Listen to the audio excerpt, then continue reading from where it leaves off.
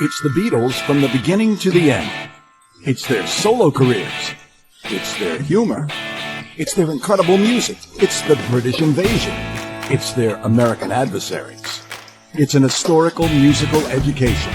It's the Beatles and a whole lot more. A Beatles fan's paradise. It's Beatles-A-Rama. Tune in. You'll love it.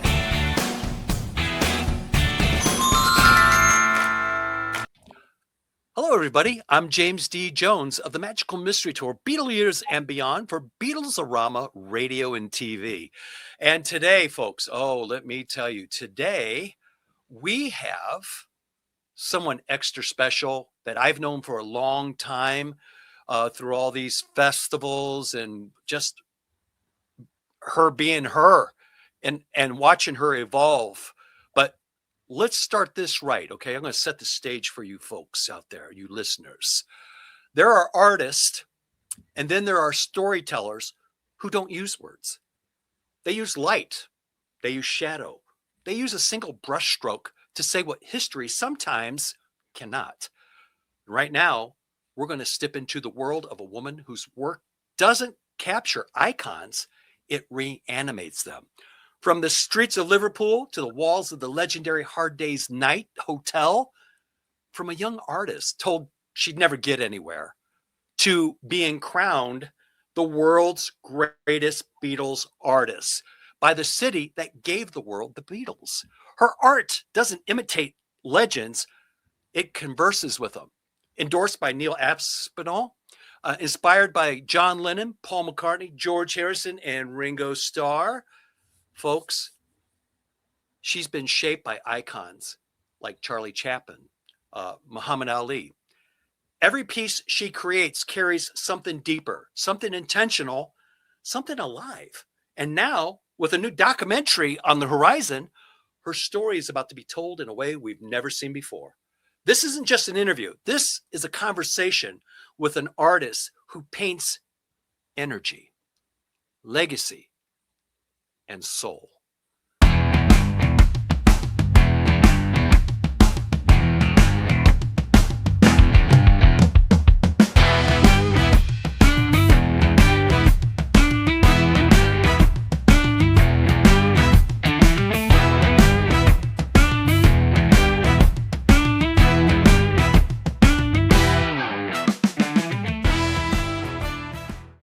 Ladies and gentlemen, welcome to the show, the one and only Shannon MacDonald.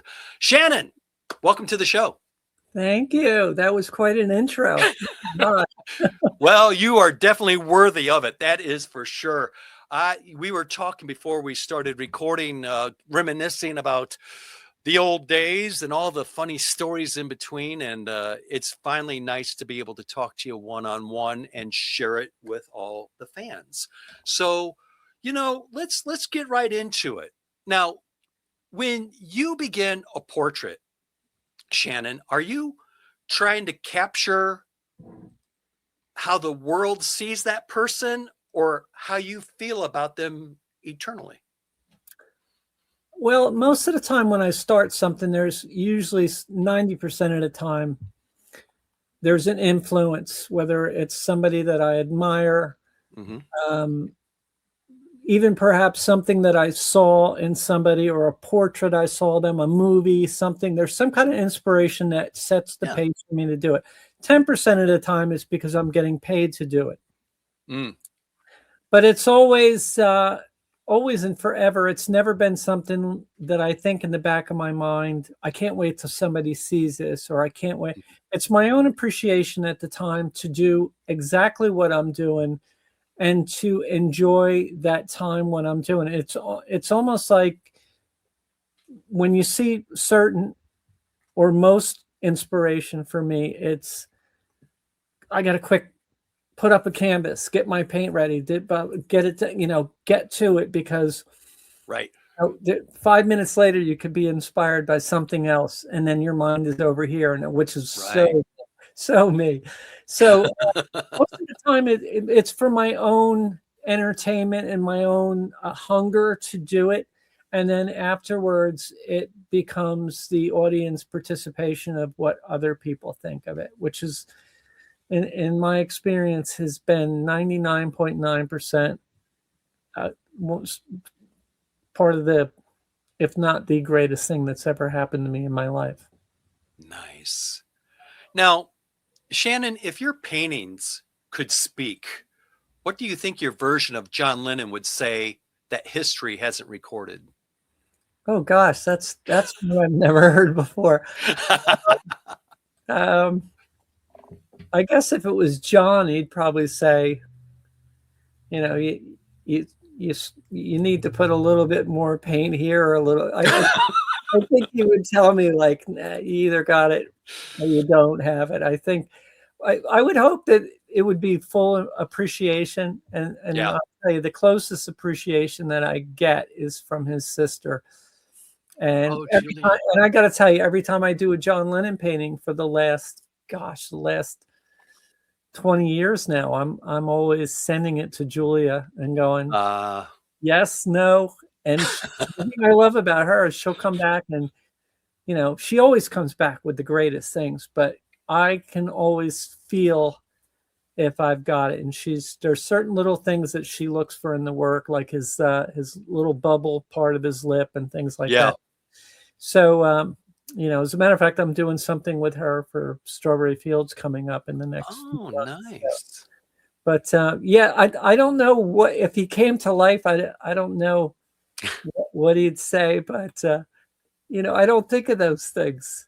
You It'd know, probably be very interesting knowing John, right? yeah, I would think that I would expect nothing but sarcasm, wit, and probably take the airbrush from me and show me how it's done. I love it. Now, you have said that every line has a reason. Have you ever painted something that surprised even you after stepping back and taking a look at it? Oh yeah, there has been, especially at the beginning, when I started the process at the beginning. Mm-hmm. There were times when I hated the paintings. Yeah. One of my favorite paintings that I've done is for the Hard Day's Night Hotel, which it's John with the macaw on his shoulders, and I remember getting it done. Of course, I was under a lot of pressure to get 114 more paintings done in 1 year, but I remember getting that painting done and literally turning it around and facing the wall for a week. I wouldn't even look at it because you know, people don't understand when your artists understand it, Mm-hmm. writers understand it. When you are working on something, that's your world for hours, days, weeks. Mm-hmm. No matter what, this is what you got, whether it's a book that you're writing, you're typing, whatever it is, painting, and your world can get disillusioned because, you know, you're seeing this thing gradually come to life. And I swore when I was done that painting that it looked more like Ozzy Osbourne than John Lennon. And of course it was the mind playing tricks with me. Because, Right. you know, at that point I was in my studio and I had probably 16 paintings of all the, you know, the paint, because what I would do is anywhere from 10 to 16 to 18 paintings at a time. Mm-hmm. That when I was working on the Hard Day's Night Hotel, that is. So instead of, it was almost like the Shannon factory, because I would have my airbrush loaded up with one color and all those paintings would get that one color. Oh, okay. And then take it off and put another one up, because that is the only way I could get them all done in time for the hotel. Yeah. So at that point, you really, again, I use the line disillusion. You disillusion yourself because you're not looking at it anymore as here's my painting evolving. You're looking at it more as mechanical. And so it was a week that painting stood there against the wall. And when I finally flipped it over, I was like, that's John. You know, that's my mind playing tricks with me. But yeah, there's always once in a while there's that one painting that comes along, um, and they're the ones that I keep, that I won't sell. I will not let go. They're the ones that go in my personal collection. They're the ones that you look at them and you just go, ah, this is such a big part of what this is all about, and I can't put a price on it. So I'll sell prints. I'll sell prints of it, but I can't sell the originals. They're like part of you. They're part of your being. Well, absolutely. You know what I mean? It's kind of part of the bloodline. I always say to people is that paint, it comes out of you and it evolves. Yeah. I don't know what it's going to be like. I don't think any artist sets out to go, oh, this is going to be phenomenal. And it's just you're in it, you do it. And I think the hardest thing about me has always been, when am I satisfied and finished? Because I'm never. And I think because I am such a busy person, the only thing that takes me away from a painting is the fact that I have much more things behind me that I got to get done. So otherwise I'd be there, my detail, obviously. Yes. And it's, I get to the point where I got to sometimes go, what are you doing? Because I'll be working on, it's like John, his glasses, that round glass. And it's like, stop already. You've gotten, it reminds me of when I did Paul's grandfather, where him and Ringo are sitting together. And if you look at it, I look at it now and I go back into it. And I don't even remember doing all the detail, but the intricacies in his face, with all the wrinkles and the marks of becoming an older person. And he had some great teeth. I don't want to say they were great teeth, but they were great teeth to paint. You know what I mean? Yeah.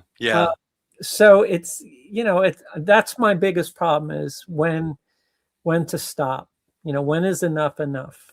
Yeah, I get you.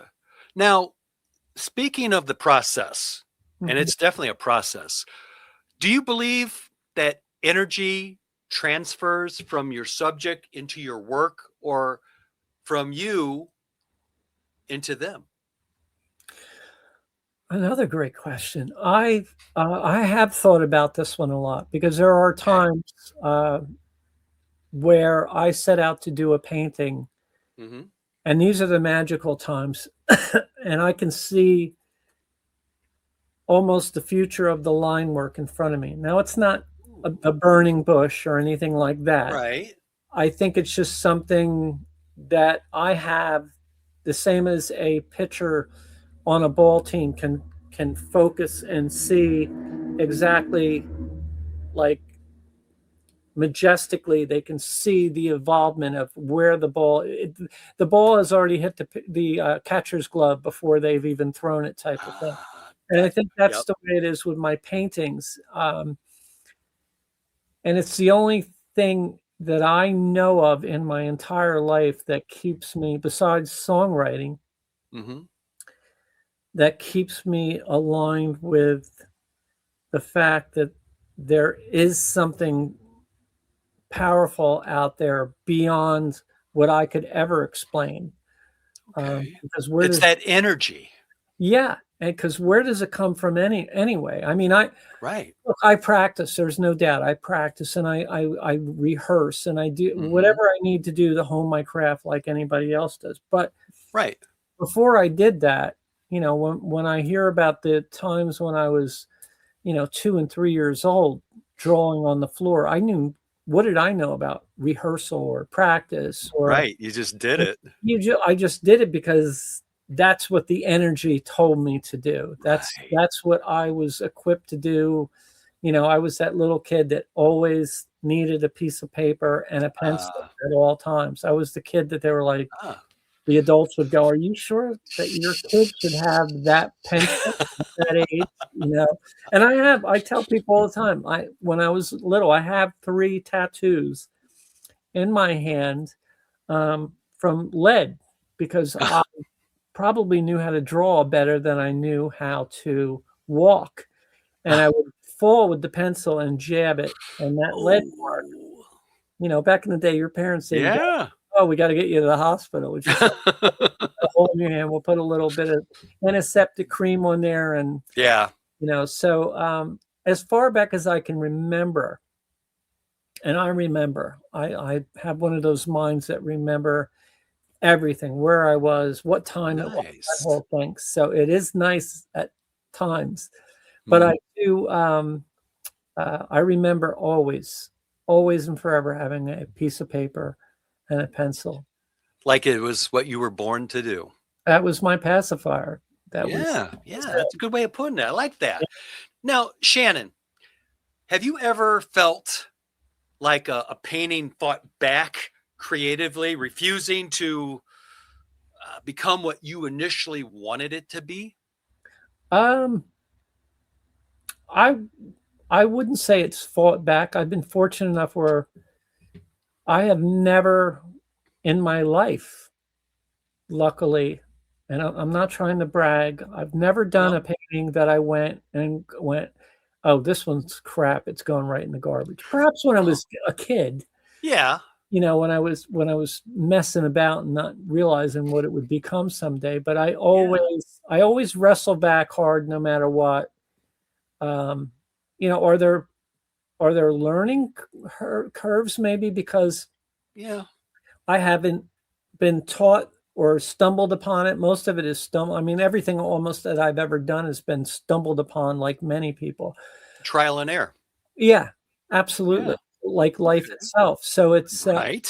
I have yeah, I've basically the only ones that are a struggle for me, I wouldn't say as much a struggle, but there are people ask me, what is it that you don't want to paint? And it's like, I have done it before. I don't want to do a ship on the ocean, although I've done it and Yeah. had just done it a couple years ago for a piece I Hmm. did in Liverpool.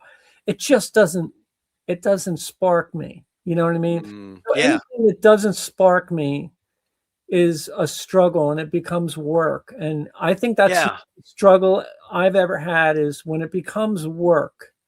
You know what I mean? It's like the Hard Days Night Hotel. I bring that up again because Yeah. if somebody came to me and said, "We love what you did at the Hard Days Night Hotel. Hmm. We'd love you to do a Grateful Dead hotel or a any other band out Yeah. there. Love you to do," and I don't think unless the price was absolutely glorifiably amazing, I wouldn't Right. do it because the Mm. Beatles Hotel was different because I knew in the aspect of you have this much time to do this many paintings. And if Right. people out there figure out I had 115 paintings to do, which ended up turning out more like in the end because some were dismissed because of silly things, uh, Oh. like marijuana in the like Oh. money Yeah. marijuana with the Beatles. That yeah. But that's when you deal with certain owners that don't Yeah. understand the whole thing. So um, anyway, when you do the math of it and you figure, that many paintings, if Hmm. I had to do that without the love of the Beatles, Right. I wouldn't have been I would have went nuts. I would have went absolutely crazy because it was, getting up at 5 a.m., being at Yeah. the usual at 6, and then going to bed at like 2 a.m. Oh, wow. for a year. And it was hard. It was so hard. I had a great assistant at the time that would she'd Yeah. clean everything up at night, and then I'd come in the next morning. She'd have coffee ready. She was awesome, and I would just go again. Yeah. You do that for 2 weeks and let me know how you're doing. And it got to I remember Bill Heckle calling me, Yeah. Bill, who owns the Cavern Club, that, Right. and because this was the Cavern's idea. This was all these guys. Unfortunately, Hmm. they had to release it to a bigger financier because the cap of price was so high for Right. anybody at the time. So you needed a billionaire to step in to do that hotel. Hmm. But I remember him calling me when I got halfway there, Hmm. and he congratulated me. And then he hit me with the reality of now you have to do it again. Oh, And no. it was like that was a piece of reality, because when you get halfway there, you're like, wow, that was, but doing it again, and it was a struggle. So anyway, I know I'm making a story longer than it should be. No, I love it. It Carry on. it would have to be the Beatles in Right. order for me to even think about, and I don't even know if somebody said we're going to do Hard Day's Night Hotel 2, and we want you involved, I don't know if I'd be able to do it again. Wow. Well, would you say maybe that the passion that you have for your art and the passion and love you have for the Beatles, maybe were able to keep your sanity because of that? I think that's part of it. I think it's not even part of it. That's the main equation, as a matter of fact, because that's what I grew up doing. I mean, yeah, as you know by your intro, which was I'm still amazed. Make sure you send them a check. So when I think about, from a young age, of 80% of my work, 75% of my work was probably Beatle related. Yeah. Maybe a little bit of Monkeys for the time. Right. Yeah, I remember that. 67, 68, whenever that. Yeah. A little bit of, because I was a fan. I think most people were fans of that as well. Right. But anyway, I think that at a young age, when the Beatles first came to America, I was so young and embraced them so young. Mm-hmm. But being that, as we say about the pacification of art, it's like, that is what, whenever I needed to do something, when I started, it was trains, because my dad worked with Southern Pacific Railroad. Okay. So trains, I think trains are magnificent to kids anyway. I don't know what it is, dinosaurs, trains, things that are bigger than life for kids. Right. So it went from trains, I can tell you, I know the path because I remember it went from trains to, I think maybe it went from trains to JFK, because JFK was at that time. Yeah. And it went to the Beatles. And a little couple things in between, like Beanie and Cecil and Superman. Oh, yeah. Crazy things that kids do back then. Right, right. Wizard of Oz things, or anything like that. But the bulk of it was from trains, which I think was the big dynamic in my world, the intricacy of what it takes to paint a train or draw a train at a young age. There's so many moving parts, and you have to understand that, to then being able to draw faces and hands, which I think the thing that was good for me was the things that people would not do. Like I know a lot of artists put if they had to draw hands, they put the hands behind somebody's back or in pockets. So hard. I, on the other hand, was like, yes, I need to do the detail stuff. Give me the hands. Give me the ears. You embraced it. Yeah, it was almost like, no, there's no way. I'm embracing this. I am not taking the hard left to get away from it.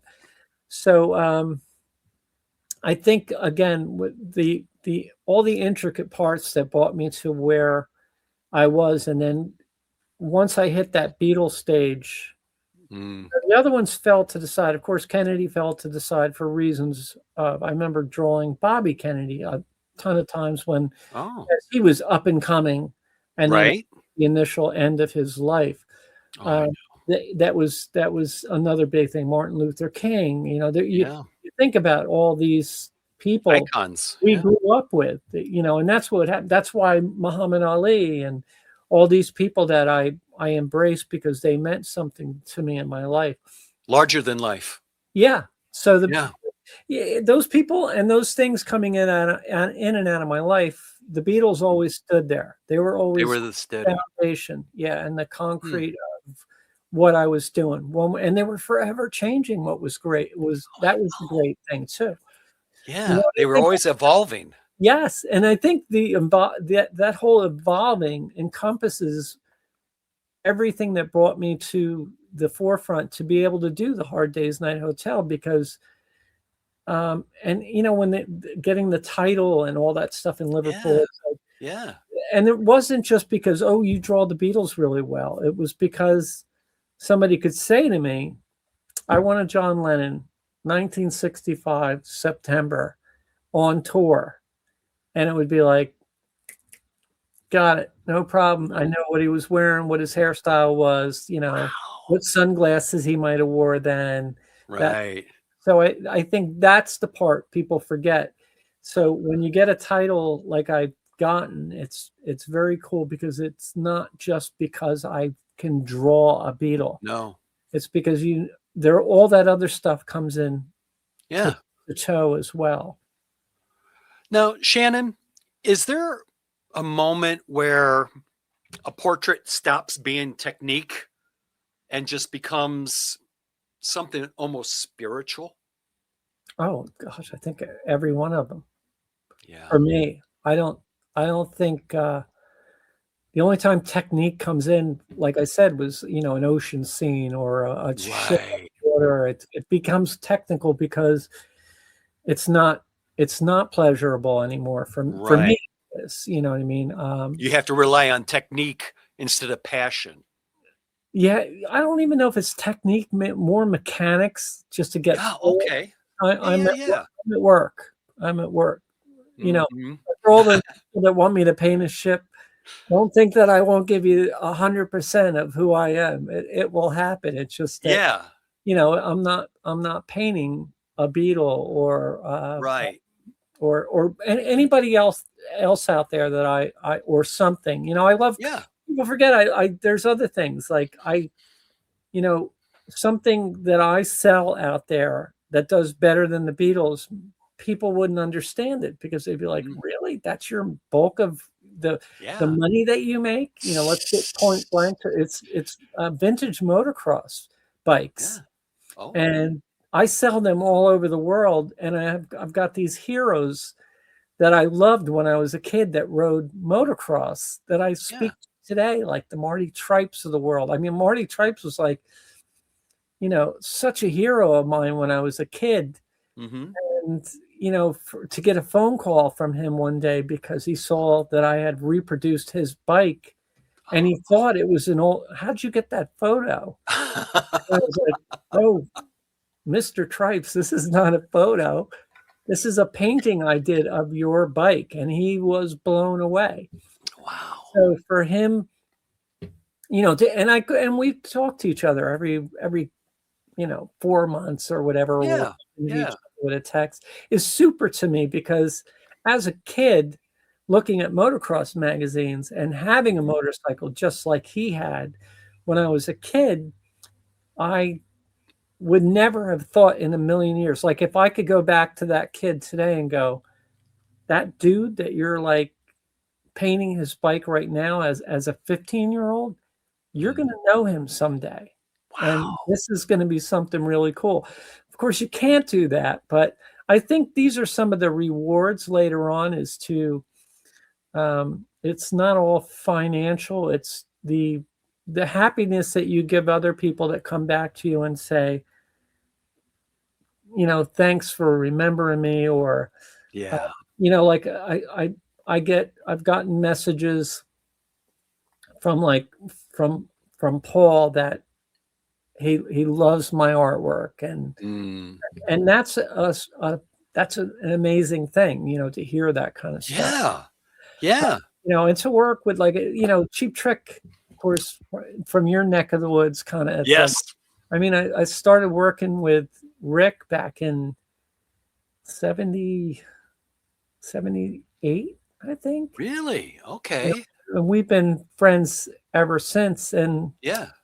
it's those kind of people, and and again, Rick it's if you do good by somebody else, they end up pushing you forward. Here, you got to check out this artist. She does really, so you meet, with Steven Tyler or this one or that one down the road because of somebody else, and so I know I'm getting off. Oh, no. It's like your artwork was a vehicle for you to meet some of the people that you were interested in and growing up and admiring, and then word of mouth and people going, hey, you need to check out Shannon, that it's opened up doors for you to meet people that you might not otherwise had, right? Absolutely true. Absolutely. So Okay. like back in the day when I lived in Los Angeles, Yeah. literally being at Sylvester Stallone's house so much that you're knocking on the back door and opening the crack on, is anybody home? Hearing him go, I'm in the kitchen, Shannon, in Nice. his deep timbery voice. Yes. It's kind of weird because I don't work with him anymore, because I Right. think that's the sad thing of all of it. It's kind of like Hmm. you see people that do a movie or a play, or Right. the kind of same thing with art projects. And it's probably a fault of my own, because once those projects are over, I've never been one to call somebody over and over again after the project is over. It's kind of like I'm already I on to see. another project, and I'm that kind of person. It's like, well, I'm Yeah. done with the project. I don't want to just keep calling them and going, hey, Yeah. it's Shannon. Now, I don't know if that's my background. I've been told by people that have done really well in the world that, like, that might be one of your biggest mistakes, is that you don't keep in touch with the people that Yeah. you've worked with. But I still feel I come from humble beginnings, and I still feel like once the project's over, you don't want to be a nuisance, Right. and And you just want to keep moving on. keep moving on and see Yeah. what life has in store for you from there. So, Now, Shannon, I'm just going to lay this out on you, okay? okay. You were personally trusted to interpret the Beatles. Uh-huh. Now, do you feel a sense of responsibility to history whenever you paint these drawings? Oh, absolutely. I mean, it was very free up until Mhm. 1999. Mm, I still put them, I always did them as I wanted to see the Beatles, and I still right. do that. I know what my favorite things are of the Beatles, and I think it coincides a lot with the other fans. I mean, I They think, can relate. yes, I think 90% of the fans love the black and white era, the time when they first fell in love with the Beatles, who they Right. were, the Beatles that grabbed us by the collar and yanked us in and said, You're hooked. We're your new club." And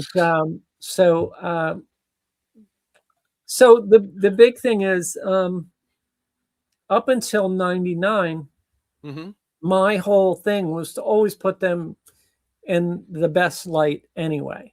You know what I Right. mean? The most appreciative light. And I do that with all somebody, if you came to me, or my next door neighbor came to me and said, I want a portrait done, Hmm. I have always put people in their best light. I think that's what you should do. Yeah. If they Yeah. have flaws, you soften the flaws. You give them the Yeah. best of who they are and what I see. And I've never failed with that. I've never given it to somebody, and they always say, you make me look better than I am." And it's like, well, that's how I see you. And I think this is how you want to see yourself, and people that Hmm. might see this painting 100 years from now, if that's a Right. possibility. So Huh. when it was 1999, it was the year after, let's see, my second Beatle Week, Hmm. or International Beatle Week. Right. My first one was 98. 99, it's where they unveiled the Yellow Submarine stamp, Right. US stamp, which is, they unveiled it when the Beatles did the Hard Day's Night movie, and they came back and they waved everybody, people that don't know out there, when they were waving to their Liverpool fans, which was their family at the time. Right. That is called the town hall. So that is where they unveiled the stamp, right where the Beatles had been waving many years before that. And also, what had happened that week was they re-released the Yellow Submarine movie. Right. Yeah. So, and the re-release was, the first one was in Liverpool. So you had George Martin there, you had Neil Aspinall there, and Right. you had all these amazing people that were involved in some cornerstone of the Beatles somewhere. Right. at the main event of seeing the movie and then the after party. So I was let known, not, I think it was a day before, you're going to be at the party. So dress your best, look your best. But, you get your, here's your envelope full of rules and regulations, Oh my. Yeah, yeah. meet the Queen. There will be people like George Martin. But the only person I didn't know that was going to be there was Neil Aspinall. I had no idea. Oh. So I came in there. I remember walking into the room, and if everybody remembers when the Beatles were walking into the room, and they all go in except for Shake, and they at the Hard Day's Night movie, and they stop him, and he goes, "Oh, I'm Ringo's sister," and goes in after. That's kind of what happened to me. I was on my way, and they stopped me, and they said, "You will not be dining." This was the after party. You will not be dining with them. And I thought, oh my God, I'm not even supposed to be here. I was so embarrassed. And it was Bill who stopped me. And when I started shrinking in my own skin, he said, "You are the entertainment." And he pointed. My easel was set up. My new assistant was there who had set up everything for me, who was no longer my assistant after this happened, because I had no idea I was going to be, while everyone was eating and having this after party, I was going to be in the corner, which was really not in the corner. It was in front of everybody. Oh my. And I had nothing with me at all. I know there's people that have heard the story. I had my paint, I had my airbrush, I had a piece of brand new canvas that my assistant went and got.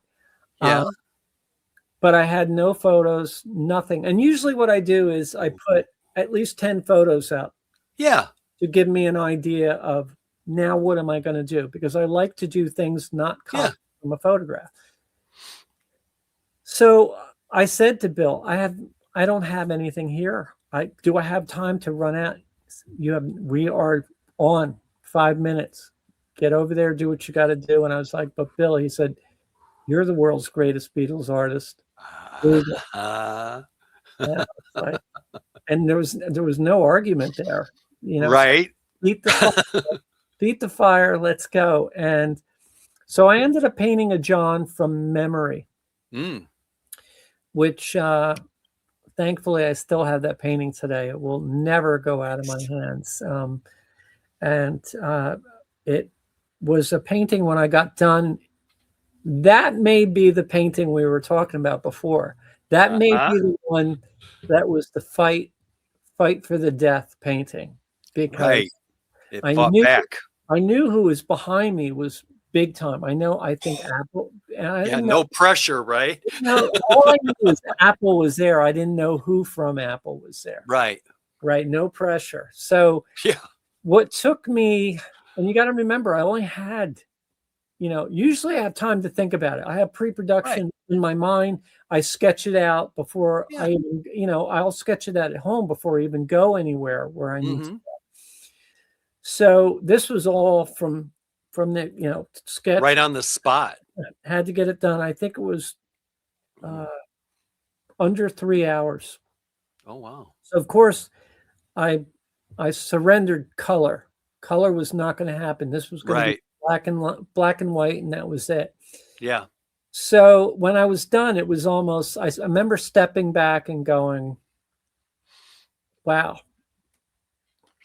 it's done, and it looks like John. And before I could think much more, I was tapped on the shoulder and turned around, and there was this man, impeccably dressed, better than anybody in the place, who looked like old time England, proper. Oh. And I remember he had a gorgeous beret on.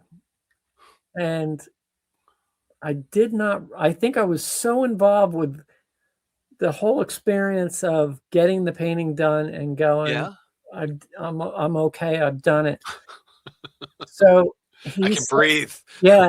And he said to me, if his exact words were, if I didn't see it for myself, I would have thought this to be a photograph. Wow. So this is gorgeous. And then he said, allow me to introduce myself. I'm Neil Aspinall. And as soon as he said that, I was like, and I'm in the middle of shaking his hand while we're doing this. I was thinking to myself, oh my God, of course, Oh man. this is who it is. It's just been so many years since I had seen him. Yeah. I was used to him. But I think the beret, the cap, threw me off. There you go. But he was absolutely pleasant and comical, because I remember I had my yellow, I still have that as well, my yellow lanyard with my VIP yellow thing. And he said, is that your VIP pass? And I said, well, yes, it is. Mr. Aspinall. And he said, that's not, it reminds me of the old movie, Crocodile Gundy. Or Oh, yeah. When he said, that's not a knife. This is a knife. And that's what Neil did. He kind of went, that's not a VIP pass. This is a pass. And his was absolutely gorgeous. Nice. Sparkly gold, the whole, something that you would think that would absolutely have to go to Neil Aspinall. Right. And he said to me, he goes, I'm leaving. And he took it off and he put it on me. And he's like, you can have my VIP pass. Now you can go everywhere and anywhere you want. You deserve it. Which, again, I still have it today. So,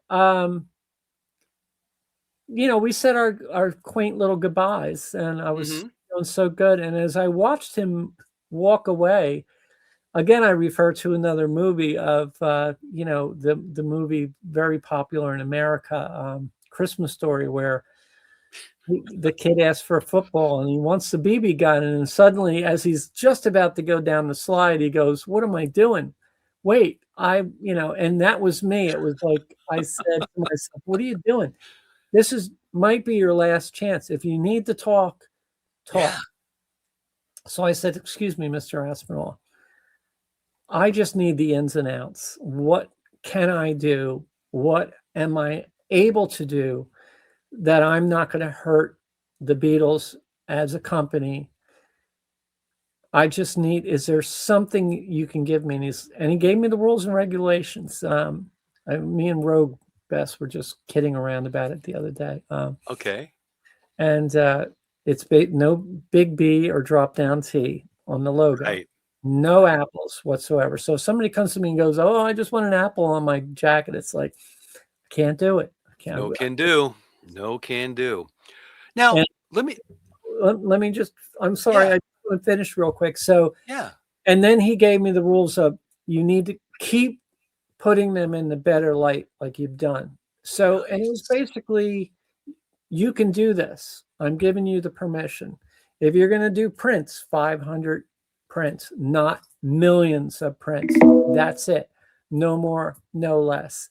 And so that was a big part of my career where I was able to get the pat on the back from him and move forward. Yeah. And that's why I always, like a blessing.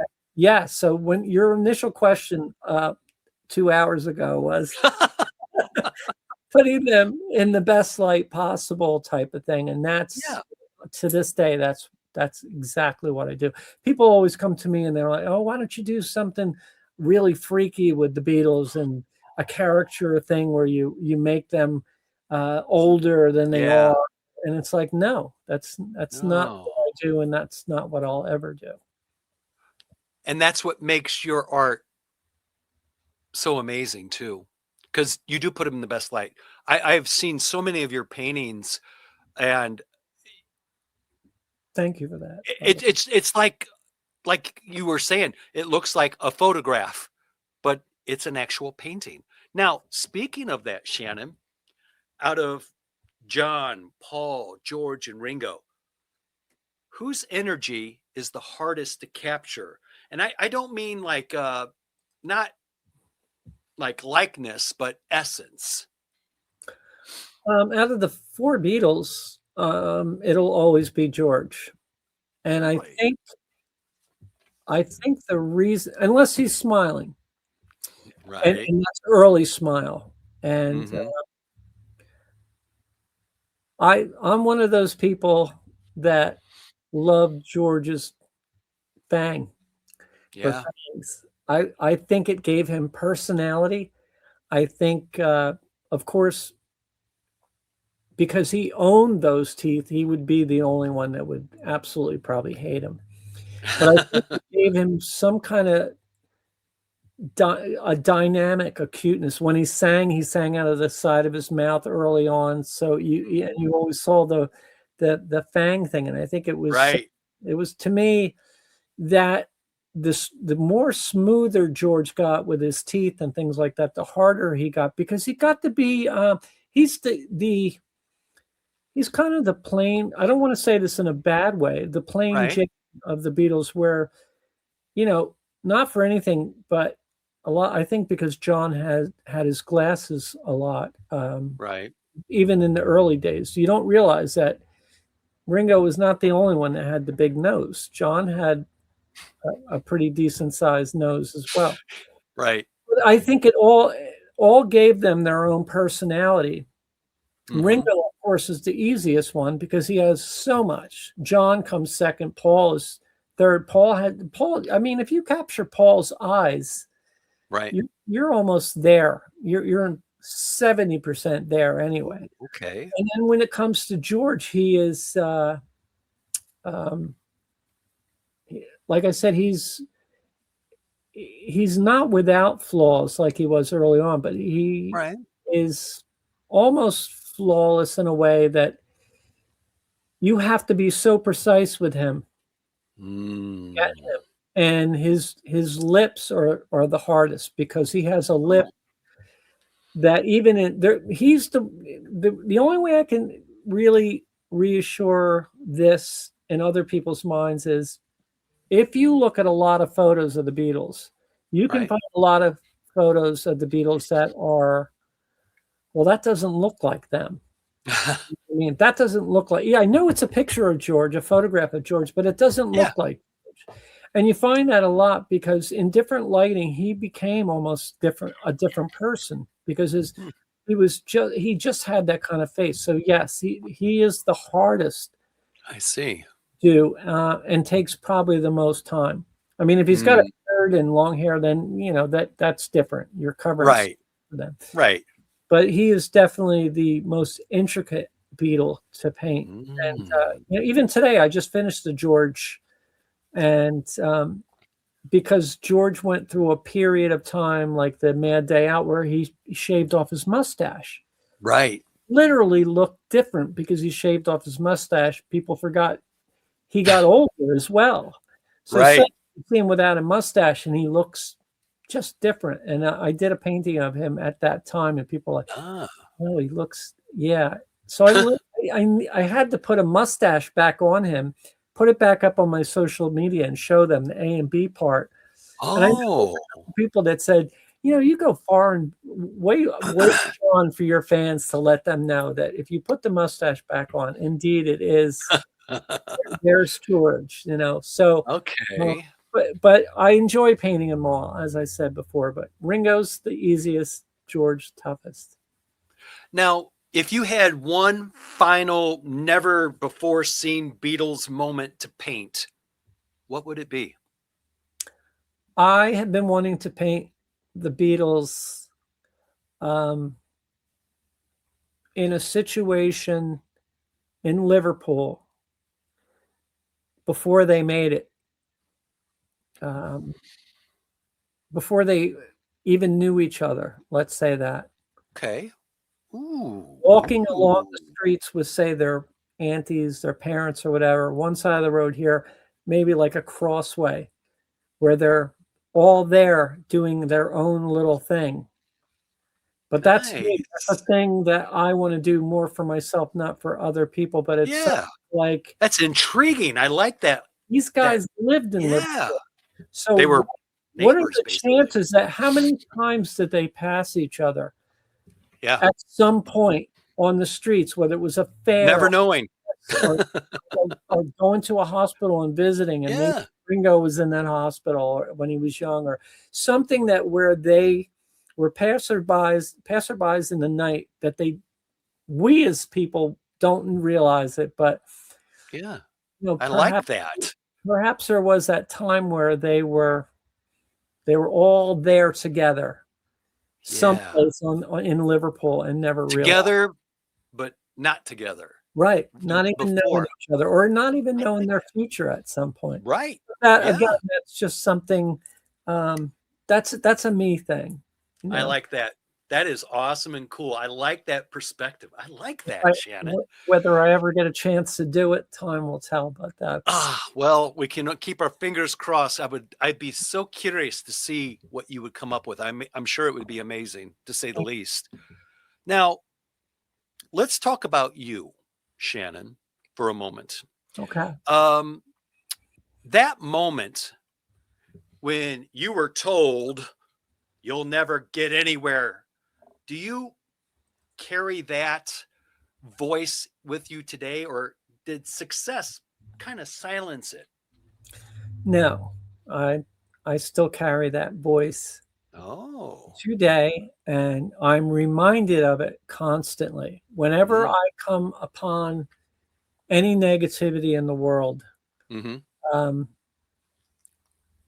negativity, I wish, don't get me wrong, my accolades are always there. Everything that's ever good that has happened in my life is wonderful. But, I think that it started, I had very strict and harsh parents, first of all.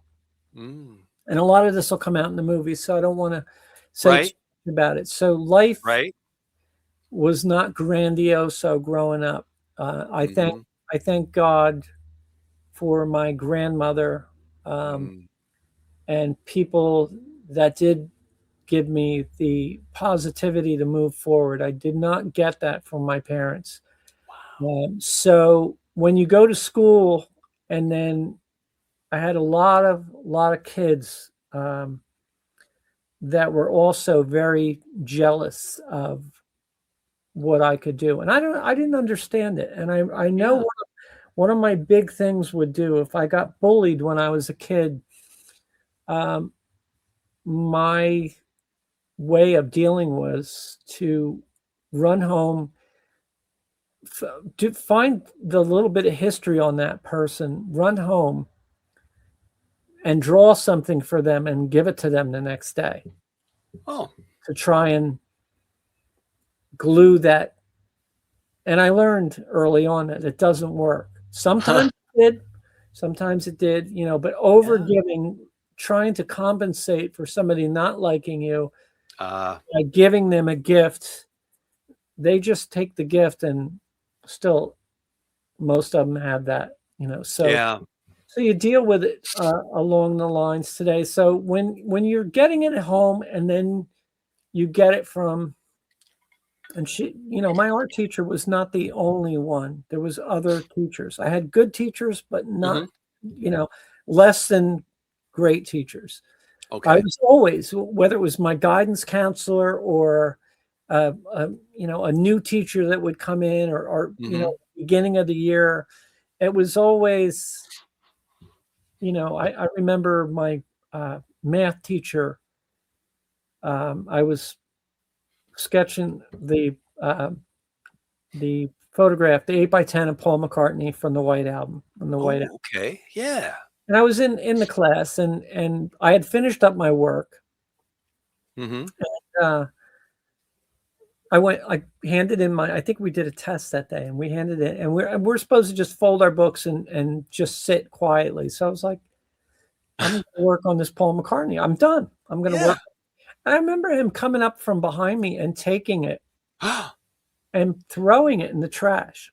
Now, luckily, he didn't rip it up or anything. Oh, gosh. Yeah. And of course, there was kids that were like, "Ooh, can I?" Not kids going, "That's wrong. What are you doing?" And they were more like, "Throw it in the trash. I want it," type of thing.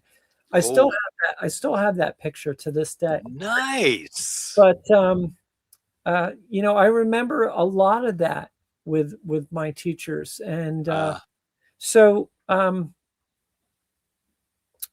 my art teacher, when she started coming up behind me, and I painted a lot of the Beatles, or Yeah. and it wasn't my projects. This would be when I was done my projects, and most of the Yeah. time I get them done a lot earlier than other kids. I just had the knack for it, so it wasn't hard for me. And I wasn't goofing off. I didn't Right. really, very quiet. If you talk to people that knew me when I was a kid, very introverted. Never had, you people that would know me back then and saw me doing these interviews where you can't shut me up would be like, that's not the Shannon I knew. So anyway, so from that day that she came up, now she was always pressuring me, always for some reason. I mean, Pushing you, right? yeah, and not pushing me for good. It was always picking on me for this or that. And that day Ooh. she came up behind me and kind of swung around the back of me, held onto my shoulders, came to one ear and went, "You'll never get anywhere drawing those pigs." And there was no way that you didn't know who I was drawing. Everybody in the class, whether you loved the Beatles or you didn't. And it just happened to be, I don't know what godforsaken geographical pin got put on the map of where I grew up, but I grew up in a place that was not very Beatle loving. Wow. You know what I mean? So I was known as that weirdo that loved the Beatles. I had nobody that I could go to that were on the same page. Nobody liked you were like an island. I was an island. It was horrible. I remember bringing the Sgt. Pepper album into school because it rained that day, and we got to use I got to pilot the turntable. I remember as soon as I couldn't wait because we had recess and then we would go to lunch. Right. And as soon as recess happened and I was like, oh, it's still raining. This is great. We're not going out. Had my Pepper album, and I pulled down the turntable, the record player back then. Right. And I pulled that thing out of the sleeve and dropped it on there, and and it started with the Sgt. Pepper. You know what I mean? Right. Frank probably scared half the kids out of their. But it took probably 2 songs where they all looked at me and went, "What is that?" They were just disgusted. And then, I was basically bullied into taking the album off, sliding it back in the cover, going to sit at my desk. And then, the Bobby Sherman, well, I don't know what Bobby Sherman, not yet. But there was all these Herman's Hermits. I don't want to pick Herman's Hermits, but everything that was not Pepper got on the turntable after that. All the girls and guys, whether they're dancing or having fun or whatever. Yeah. But anyway, so that's kind of setting the thing up. I was already geographically not in a good Beatles spot to begin with. Yeah, an island to yourself. So it's like when my art teacher saying that, it really, not only did it stick in my mind, she insulted the Beatles by calling them pigs. Which I had heard that a lot from a lot of people because they had long hair at the time. Right. And, in that white collar, blue collar, redneck atmosphere, it was, if they had long hair and a beard, they needed to take a bath first of all. Right.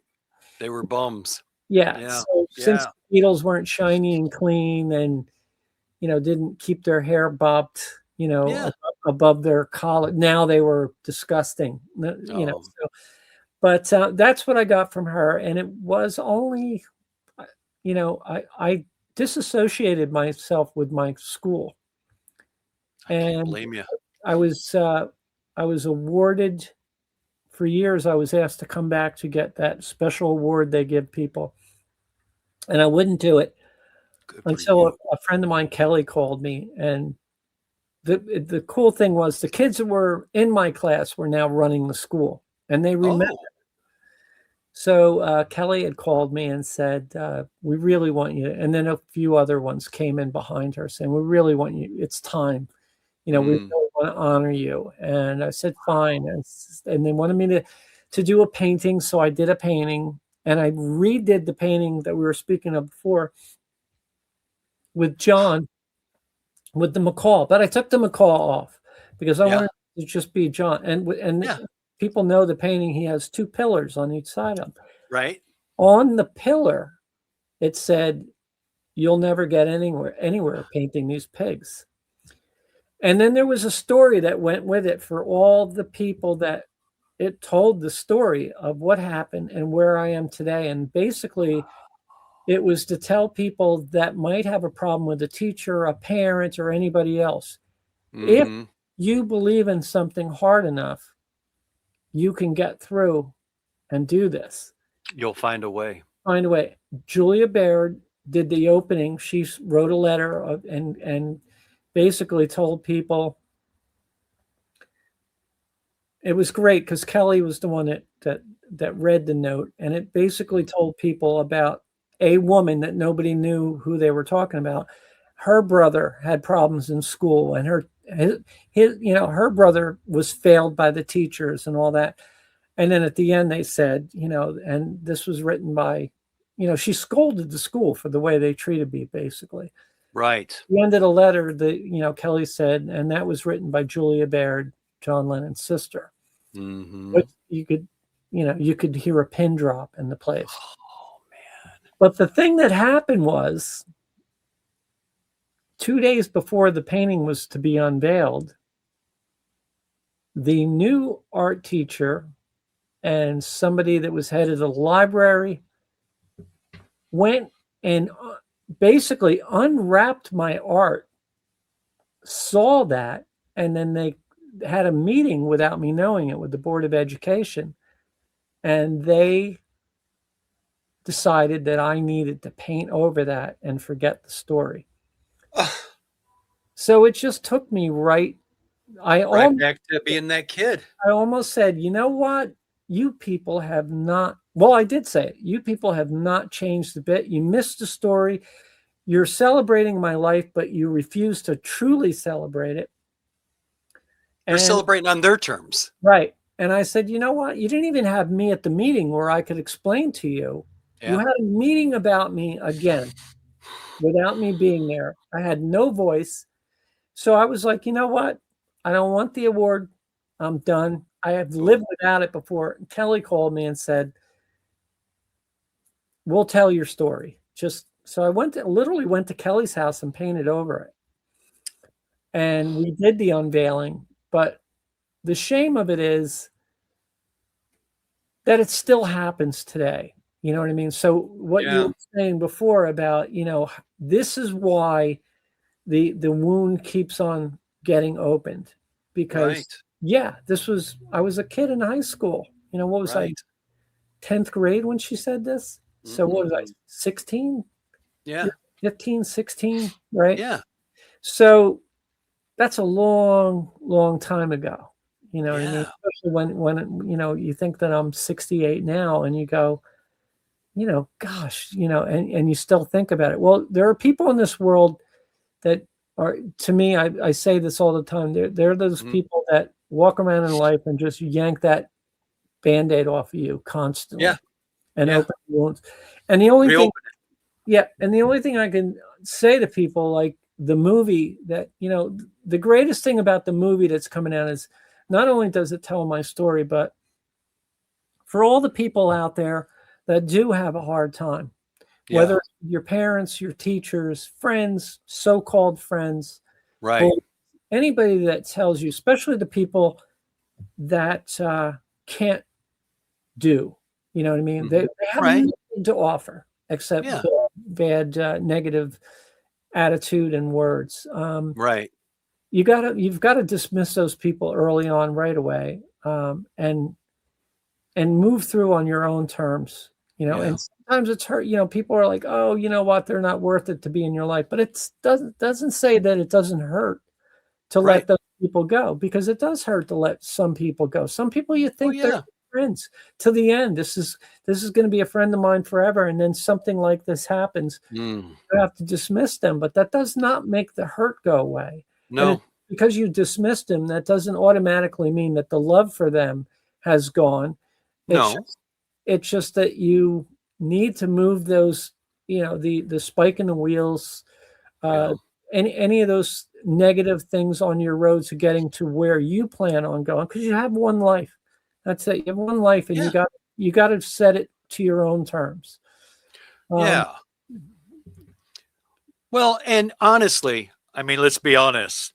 for all you teachers and all you adults who are around these kids at such a tender age, I would rather you encourage than discourage.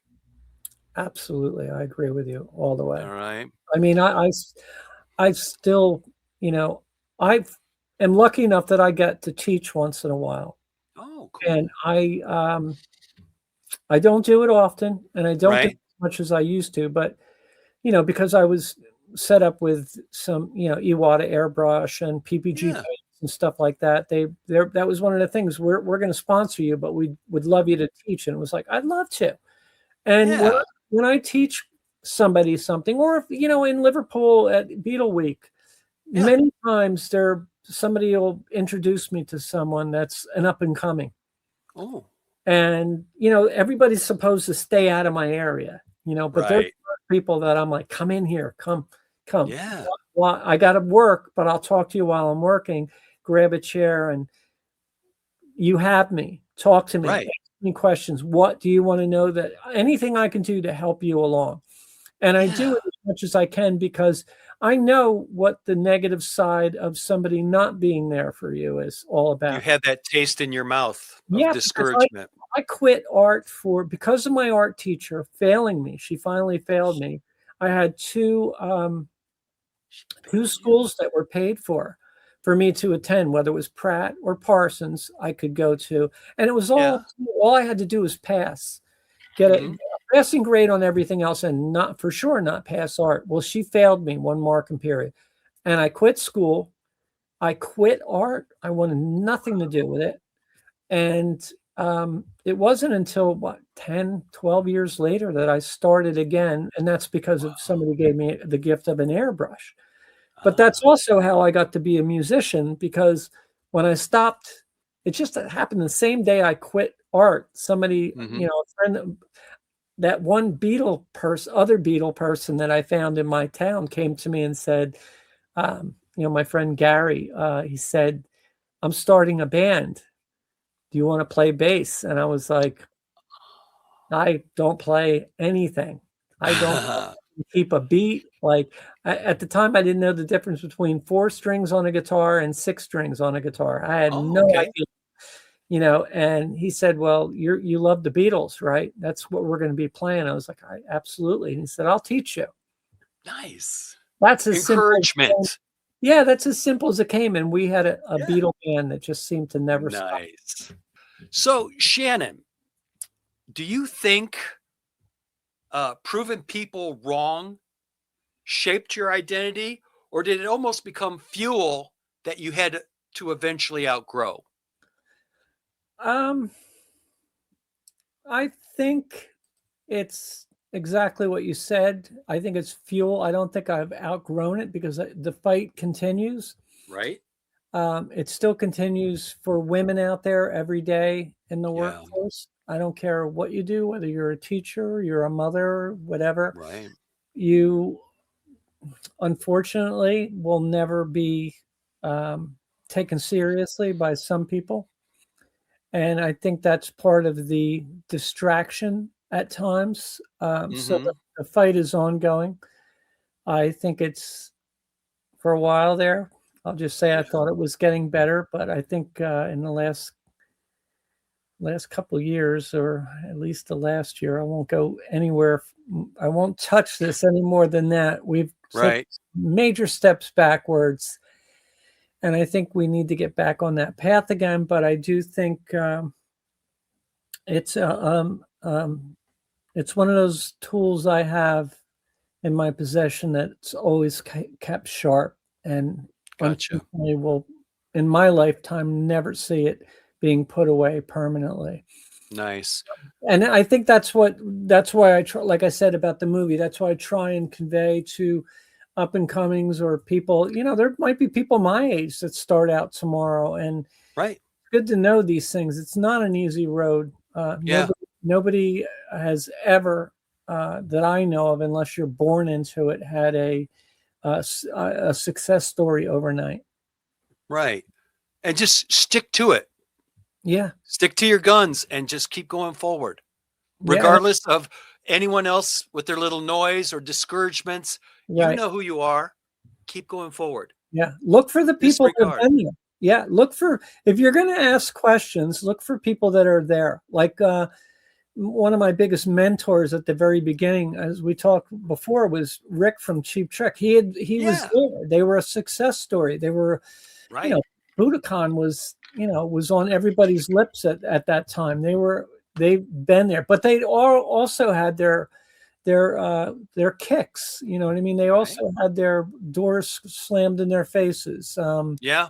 So the people they're the people you should talk to. People that know what's going on. They know the ins and out of the business. I don't care if it's art, any kind.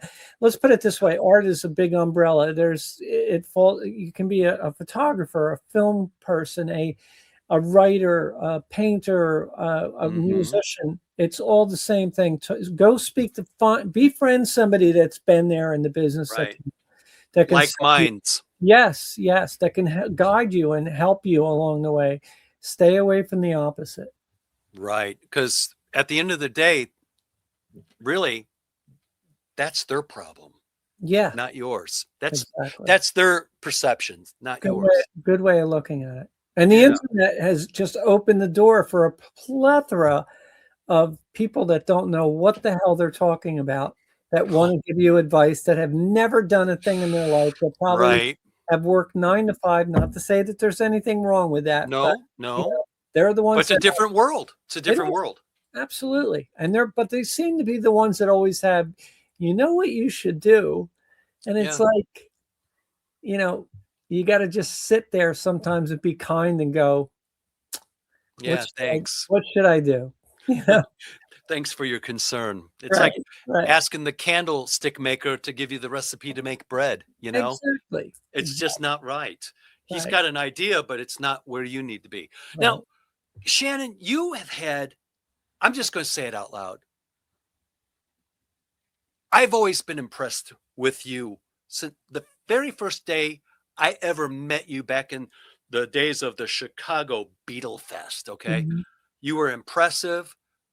That image of you is etched into my memory. It's going to be there forever. You live there rent free, by the way. So having said that, well, your talent speaks volumes long before you open your mouth. Thank you. Was there ever a moment, Shannon, where success felt surreal, like you stepped into the very world you once imagined? I think that's that happens on the positive side. Like they just had a big party for me in Liverpool that at the Hard Day's Night Hotel, which was a red carpet event in my honor and in Bill Heckle's honor. And that's one of those times where you go, pinch me. But unfortunately, there are those times, and we run into those people every day. Yeah. It's just part of the business that their whole goal seems to be to take you back to the place where you started. And, that pigeonhole you. Yeah. They want to pop your balloons, take you back down to a place that you don't belong. And that you left a long time ago. Yeah, and I don't want to seem negative about those people. They're just they are negative. They'll be the first ones to flip it on you to make you be the negative person. And really, most of those people, I don't care how powerful they are or how big their mouth it might be or what they think they know. Again, it all comes down to being prepared and being barbed wired up to go. All right, I can't listen to them. I have to move forward. And you have to keep those things that, just like what happened to me in Liverpool, you have to keep them on the Rolodex of your life, that you can just pull that card back out and go, here, look. This is who I am. This is what I've done. This is what you have. And what I have done compared to the people that are always trying to chop me down to that the tiny bush that I was at one time. It's apples to oranges. it's just the nature of the beast, unfortunately. Yeah, this is true. You're gonna face it, and somebody might as well tell you that in the beginning. Somebody might as well say to you, look, you're going to go up against these people, so you need the tools to be able to, you're gonna be ready.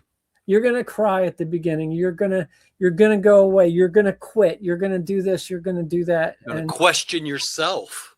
Always. That's the big question: who you are and who do you think you are, trying to do what you want to do, and that makes you happy.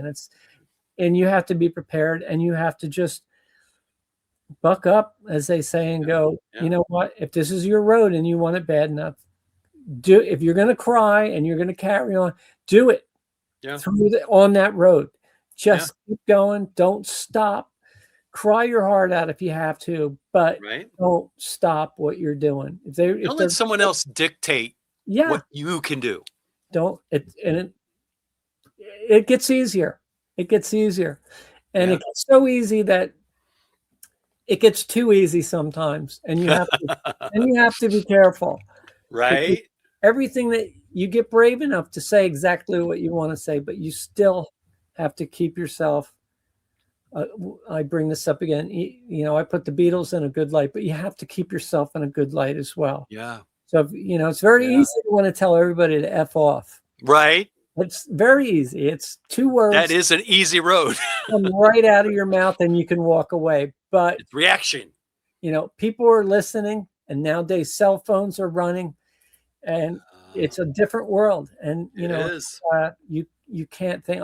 I'm New Jersey through and through, and it's very easy for me to sound off in that exact expression, but I can't. I have to think about long term, and got to bite your tongue. Yeah, because my world is what it is, and for me to keep satisfied and to keep food on the table, I got to keep doing what I'm doing until I'm gone. There's no retirement here. There's no, I get people all the time that say to me, oh, what's it like to be a multi-millionaire? And I'm like, I'll let you know when I get there. Well, there you go. And the thing is too, in this business, you got to play the game. And if you sound off to the wrong people, it could derail your efforts. So you got to play the game. Yeah. Now it's chess. It's not checkers. It's definitely chess. And I've come up head to head with some of the most people you think only exist on TV and movie, and I'll just leave it out there. The worst of the worst that you can think of, I've had to deal with them. And when they say things like, you're hanging with the big dogs now, they're not kidding. I've seen as bad as it can get. I've seen, I'm not going to go into it, but the things that you can't imagine that you hope would never happen to your daughter or your wife or your whatever. It's in business, and it's just the way it is. And so you have to, again, it really teaches you to be a lot stronger than you ever think you could be. Right. And really, I think the key, like you had mentioned earlier, is surround yourself with like-minded people. Yeah. The negative people are still there, and you have to acknowledge them, but they don't have to be your guiding light, because they're not. Yeah. And the other thing is always probably the most important thing in life. Those people, don't forget them, and tell them how much you love and appreciate them until they get sick and tired and embarrassed hearing it from you, because they need to know. They could save your life. They could save your career. They could, those people. I have just a handful. Yeah. And my best friend Maggie. If you have a best friend out there that can give you what you need, call that best friend and say, I'm in trouble. I just need you to tell me I'm okay. And I do it with Maggie more than she probably needs to hear. But you know what? She's always there. She's never said, you know what, Shannon, I have no time for you. She's always been the one that, and she's another one. She's a Jersey girl.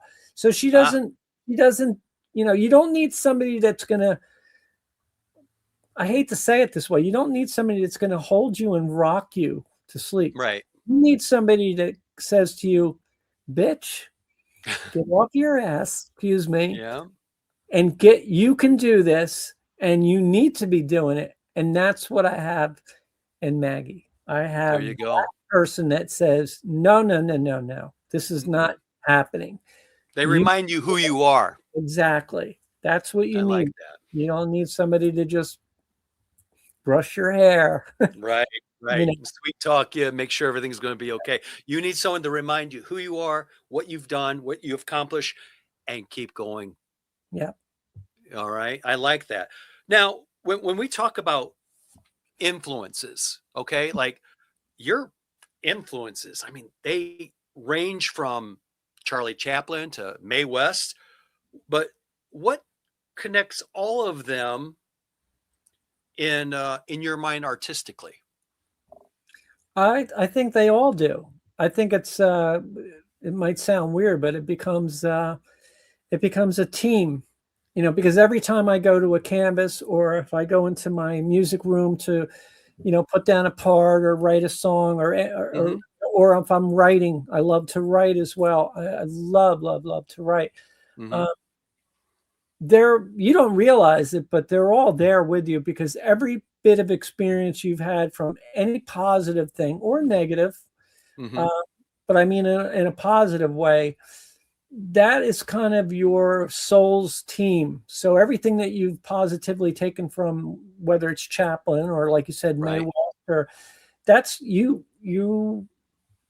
Let's say me, on a personal thing. It's my I devour what they're giving me. My hunger for them is what has taught me to go out on the road. Like I said, I didn't have parents that said to me, hey, you know what, this is the way it's going to be. And this is I had to learn that on my own. But I learned it from watching movies, not necessarily, you get to know the people from the new movies and you get to like them. But when you watch things like what you're doing, documentaries and things like that, and you learn, oh my God, they went through this and they went through that. And they take the time in those documentaries to say to you exactly what I'm saying now to people. Yeah. Keep moving forward. So it's like your own vacuumed military that's in you. So those people, they're there, whether I even realize it myself. It's just influence. They're all there with you. And so when I do a painting, anything like that, that's my allegiance, nice. If that makes sense, No, it absolutely. I'll tell you a quick little story. I used to carry in my wallet a quote from Charlie Chaplin early on. And he had said, you absolutely have to believe in yourself 100%. You have to picture yourself successful and always attaining that level of success. And he's like, sooner or later, you will achieve it. But if you don't believe in yourself, you're already done. Yeah. It's so and true. I carried that in my wallet all the time. People are like, why do you carry Charlie Chaplin quote in your wallet? I'm like, it's my go-to encouragement when I feel down. I believe in myself. Here I am some odd years later, right? Yeah, you need that. I mean, I think everybody has something like that. And people are surprised when they ask me who, I don't have heroes per se, but they have, I guess if you had a hero, I could have somebody like a Norman Rockwell, or, people that have done great things for the world. And, and people are absolutely surprised because they know I'm a big John Lennon fan. Right. So when you know, I don't, when they ask me who my main influence is, let's say that instead of a hero, when they hear that it's Charlie Chaplin, a lot of them are taken back.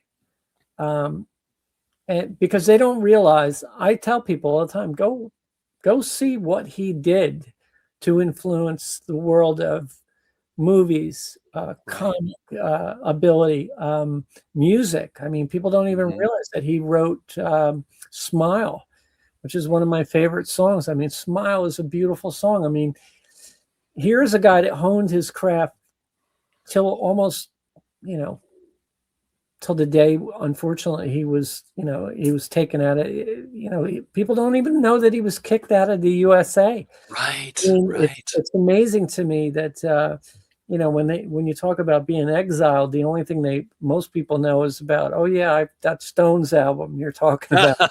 You know, yeah. Right. But, you know, the guy was, you know, he went for a ride home basically and was never allowed to come back. Right. And he gave us so much. Absolutely. And you know, again, those negative people around him destroyed his life. Oh yeah. And took what we as a people had. We were the ones, you know, Charlie Chaplin lost, but we also lost. We lost what could have been. We lost Muhammad Ali. We lost, I mean, at the height of his career, for crying out loud.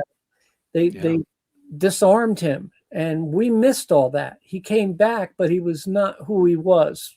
Right. When they took everything away from him.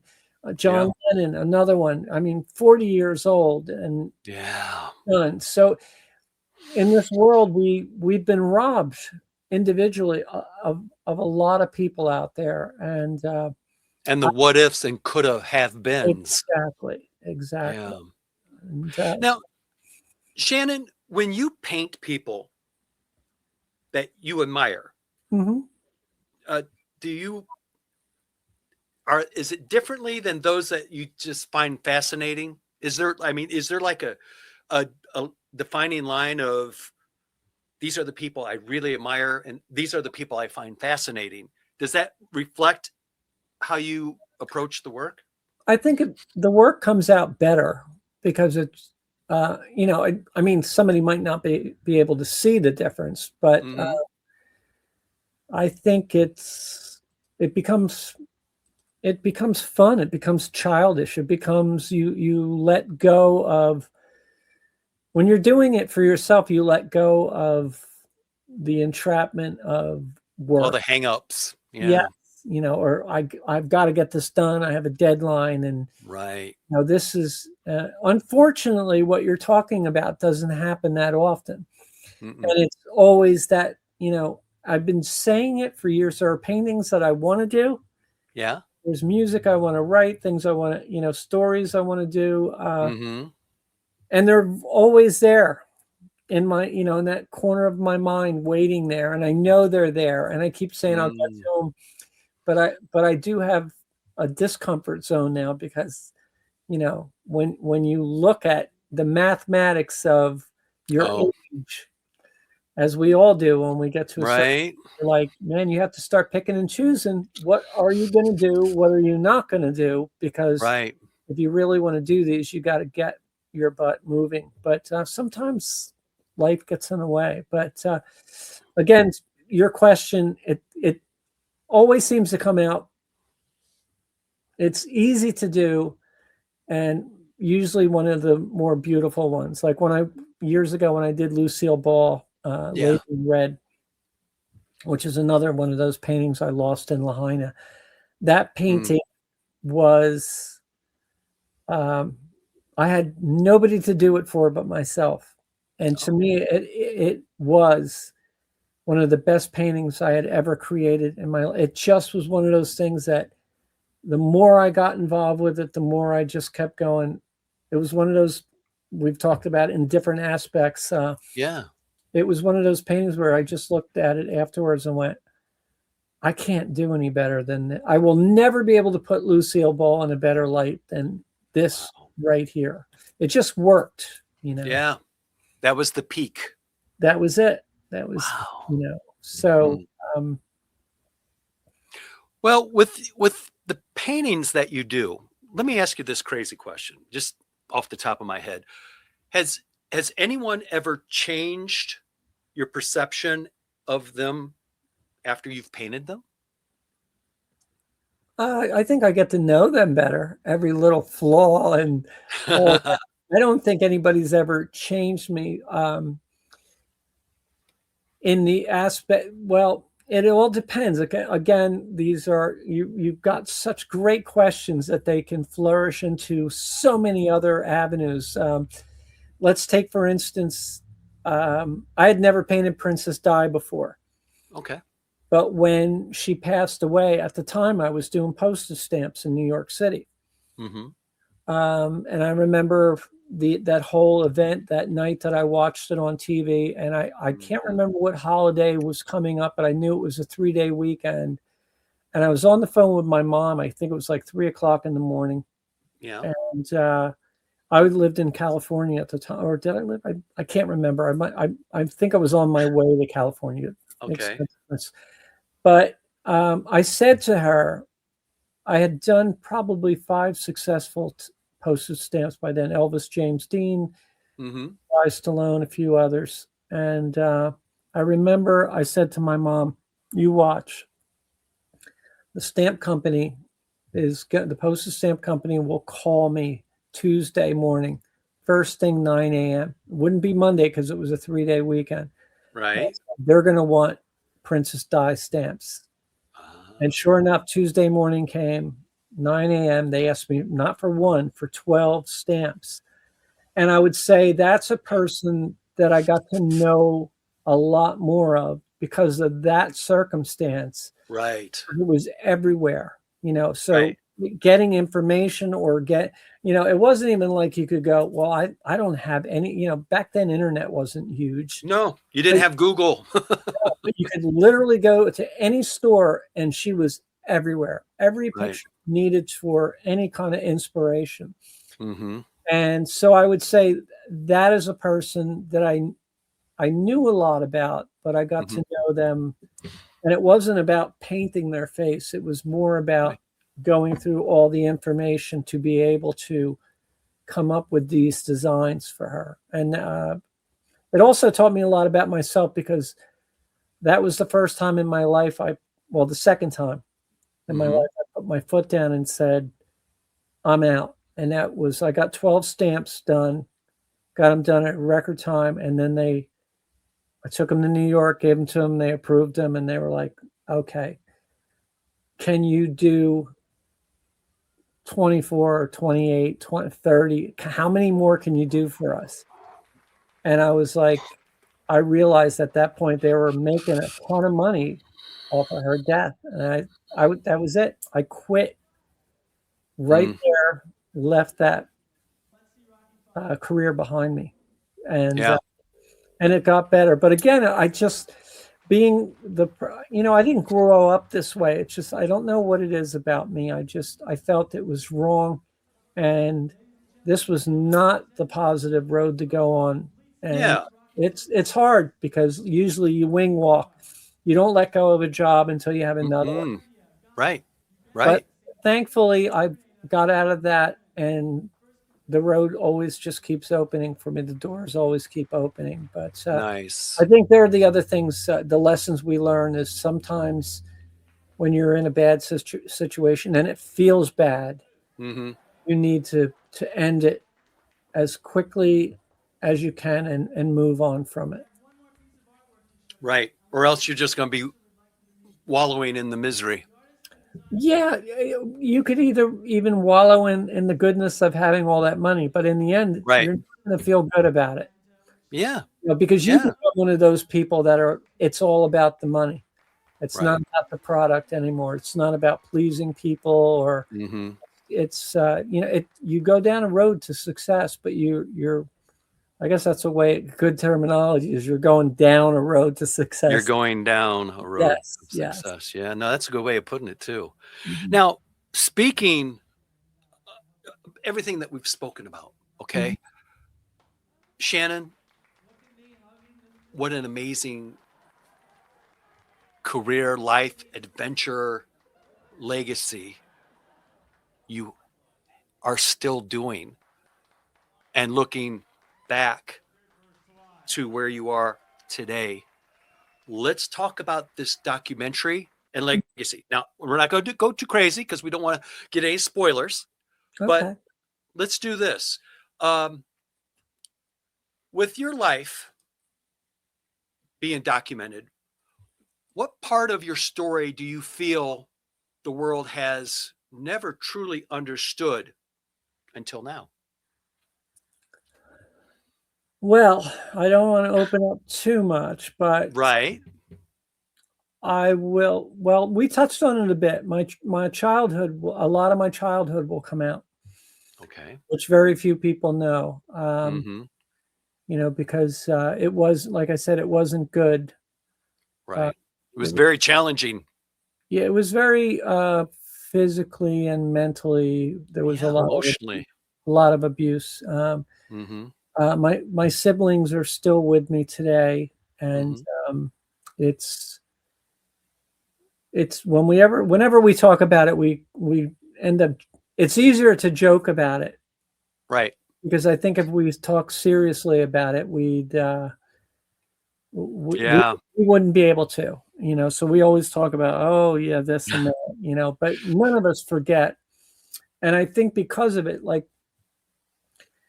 my brother Joel, my brother Jay, and my sister Donna all have kids, Mm-hmm. and they are amazing to their children, and their children love them.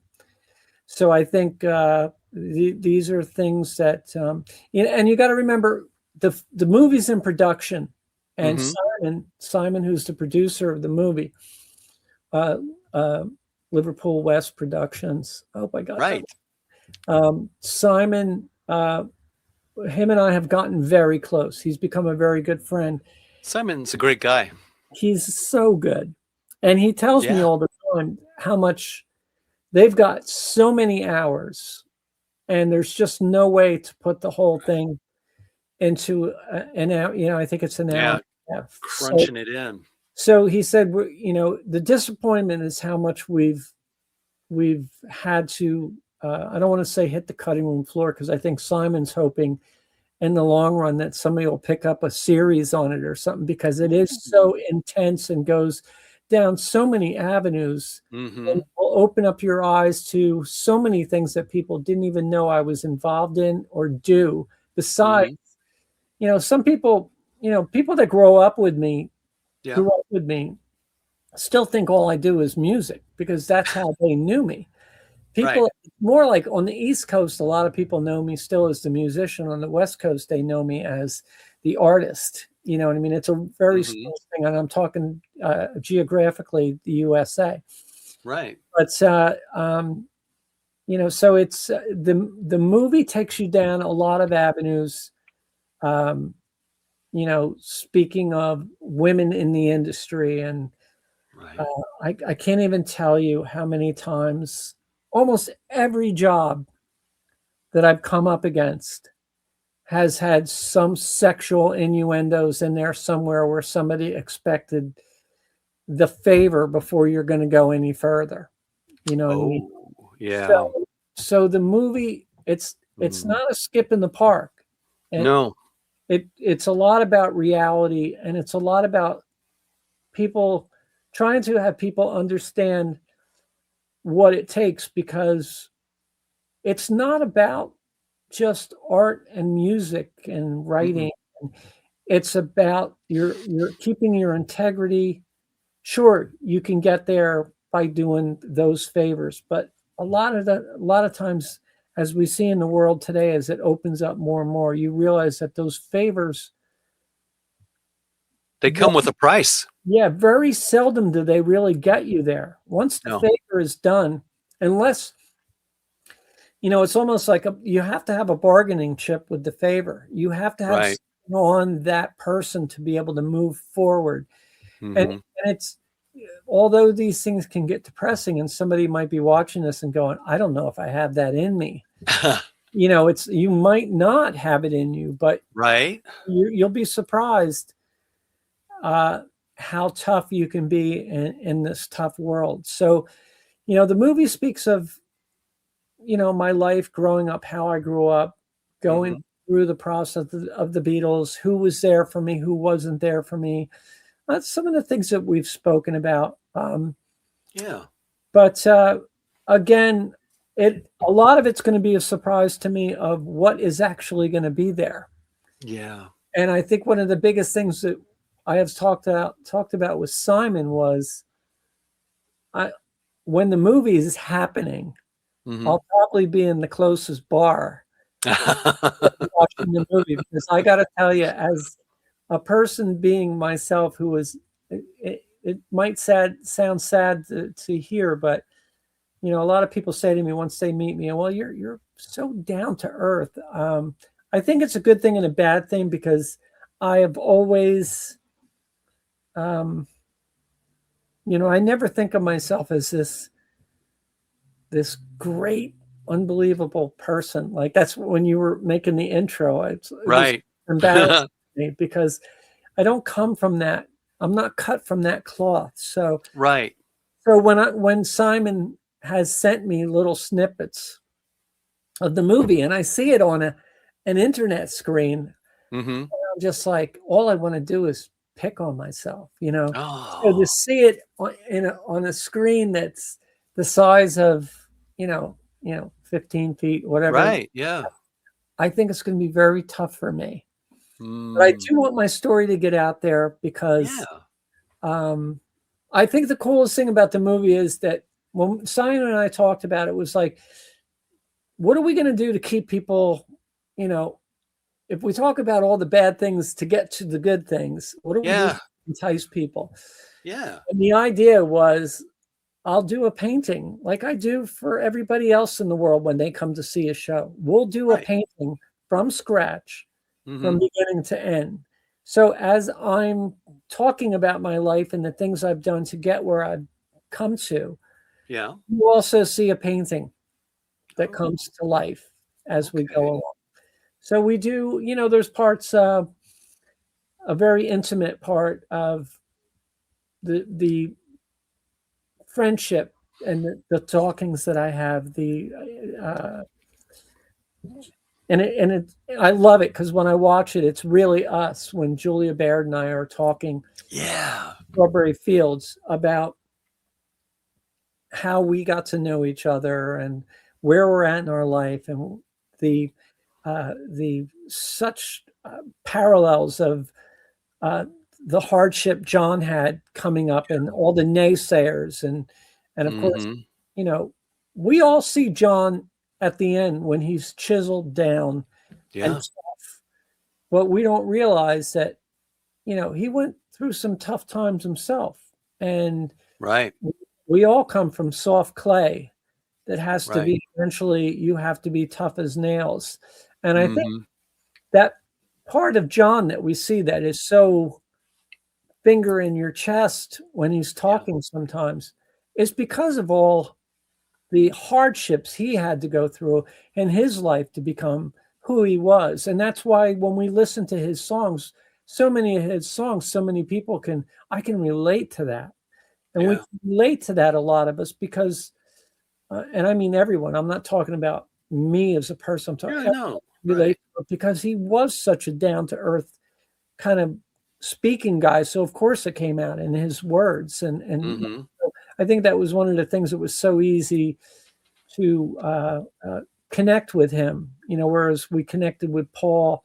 George was the same way. George was very intricate and talked Hmm. about deeper stuff, where was Paul brought out the happiness and the goodness of, and that Right. it all worked. It just worked Yeah. well. It's all part of the puzzle that Yeah. made the bigger picture. Yeah. Right. I mean, the four-headed monster became the four-headed monster for those reasons. Right. Right. Well, and when we talk about John, and he, like when they talked about Apple, and they kind of mocked him, you're making a company, and why are you doing this? And he just said, so people can come and tell us who they are, and show us what they can do, instead of crawling on their hands and knees in an office, most likely yours. Probably yours. Exactly. Yeah, yeah. It's one of the boldest statements, if the only important statement that came out of that whole meeting, that part there. And it shows you the same thing. Here, they're the freaking Beatles. Not for anything. It's 1967 or 68, Right. sorry. Yeah, And yeah, they're yeah. in New York City. They come all the way to New York City thinking that, hey, we've got something new we're doing. Mm-hmm. Wait till they get a load of this, you know. Yeah. And they get there, and there's the same people at Yeah. them again. Well, what about this? And this failed. And Magical Mystery Tour was a complete failure. How do you know Right. that Apple's not? And who are you guys? You're only in your 20s, and you're going to start your own. You know. Yeah. And when you hear these people, that's what I'm talking about. It never ends. They're the Beatles, Right. and they still had to go against it. Paul. Yeah. You know, I mean, Paul, here he's out there in 1976 with Wings over America. Right. And he's got interviewers saying, well, you know, Paul, don't you think you're too old to be doing this now? Yeah. Like, really? Yeah, right. And these people that are holding that microphone, asking them these stupid questions are the same people that will never, that's as far as they're ever going to get. That's it. Highlighted their career is to, you've got Paul McCartney. Right. Say something stupid. Yeah, that's it. Say the most unintelligent thing that you could possibly say right now to one of the most successful people. Go ahead and mock him. That's That's it. So it happens all the time.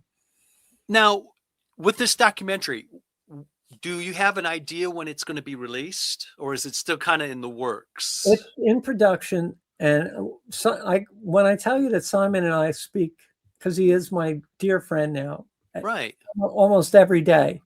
Okay. We talk. And well, tell Simon James D. Jones says hello. I will. Absolutely.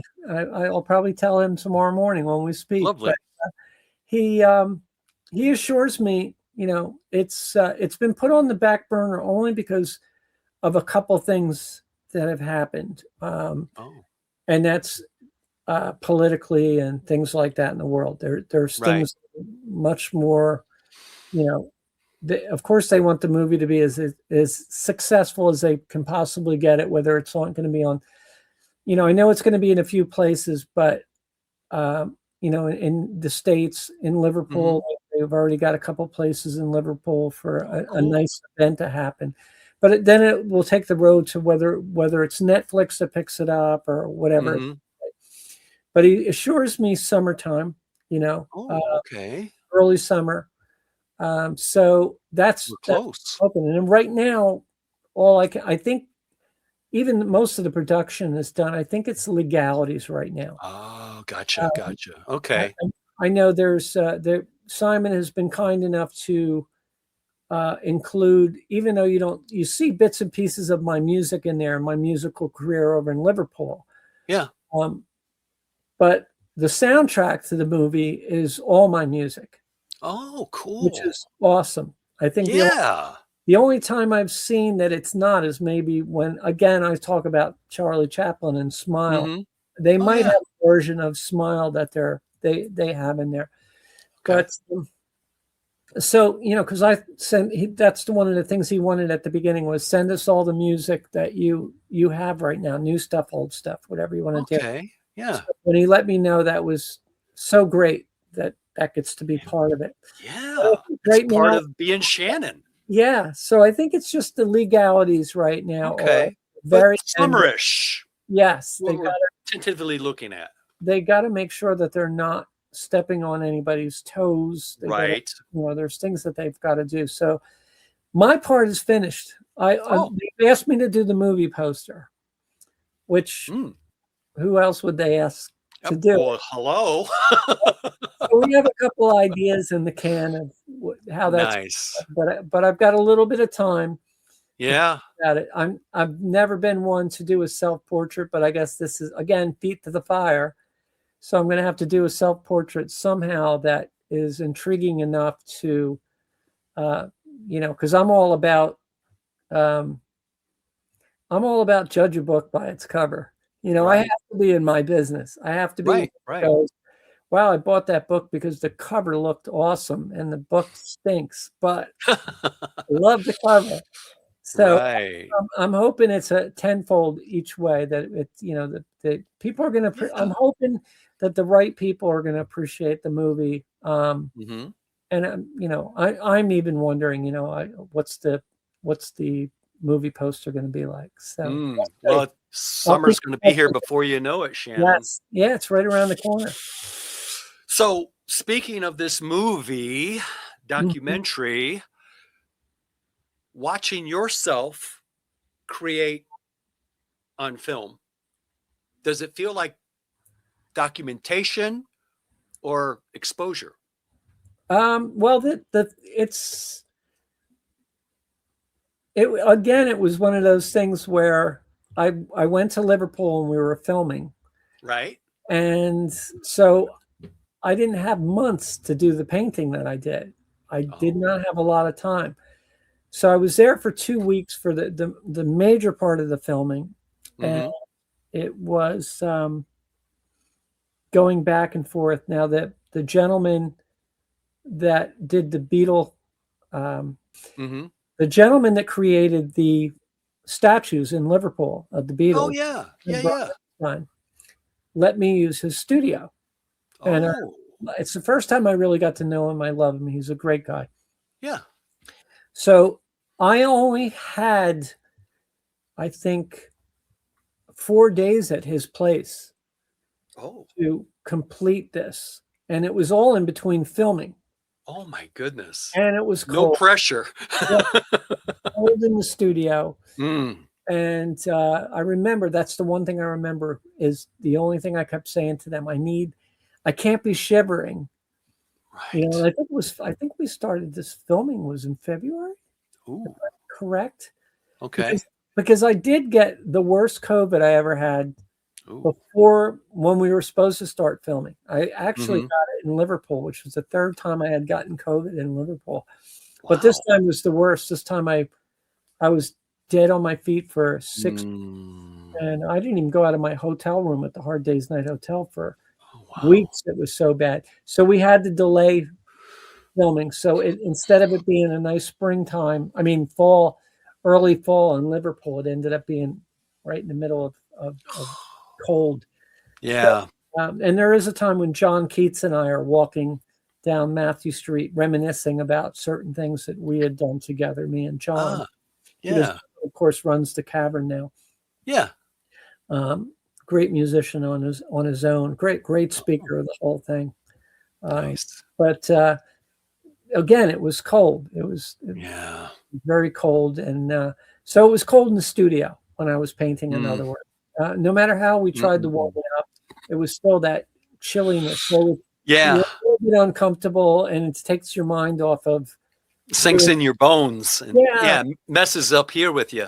yeah. So when I see Simon sent me the footage, Hmm. the months ago, Yeah. and I like the way they went back and forth. So the cool thing is, um, again, I'm taking the longest time to answer your question. No worries. I I love like it. to see it in segments. I mean, in a full production. I get to see it in segments like everybody else did, and it Ah, works. okay. And I'm happy it works because I'm talking and I'm speaking to whoever I'm with at the time, whether it's Simon, Julia, someone else, whether Bill Right. Heckle's speaking, John, and it keeps going, cuts from my life to the painting.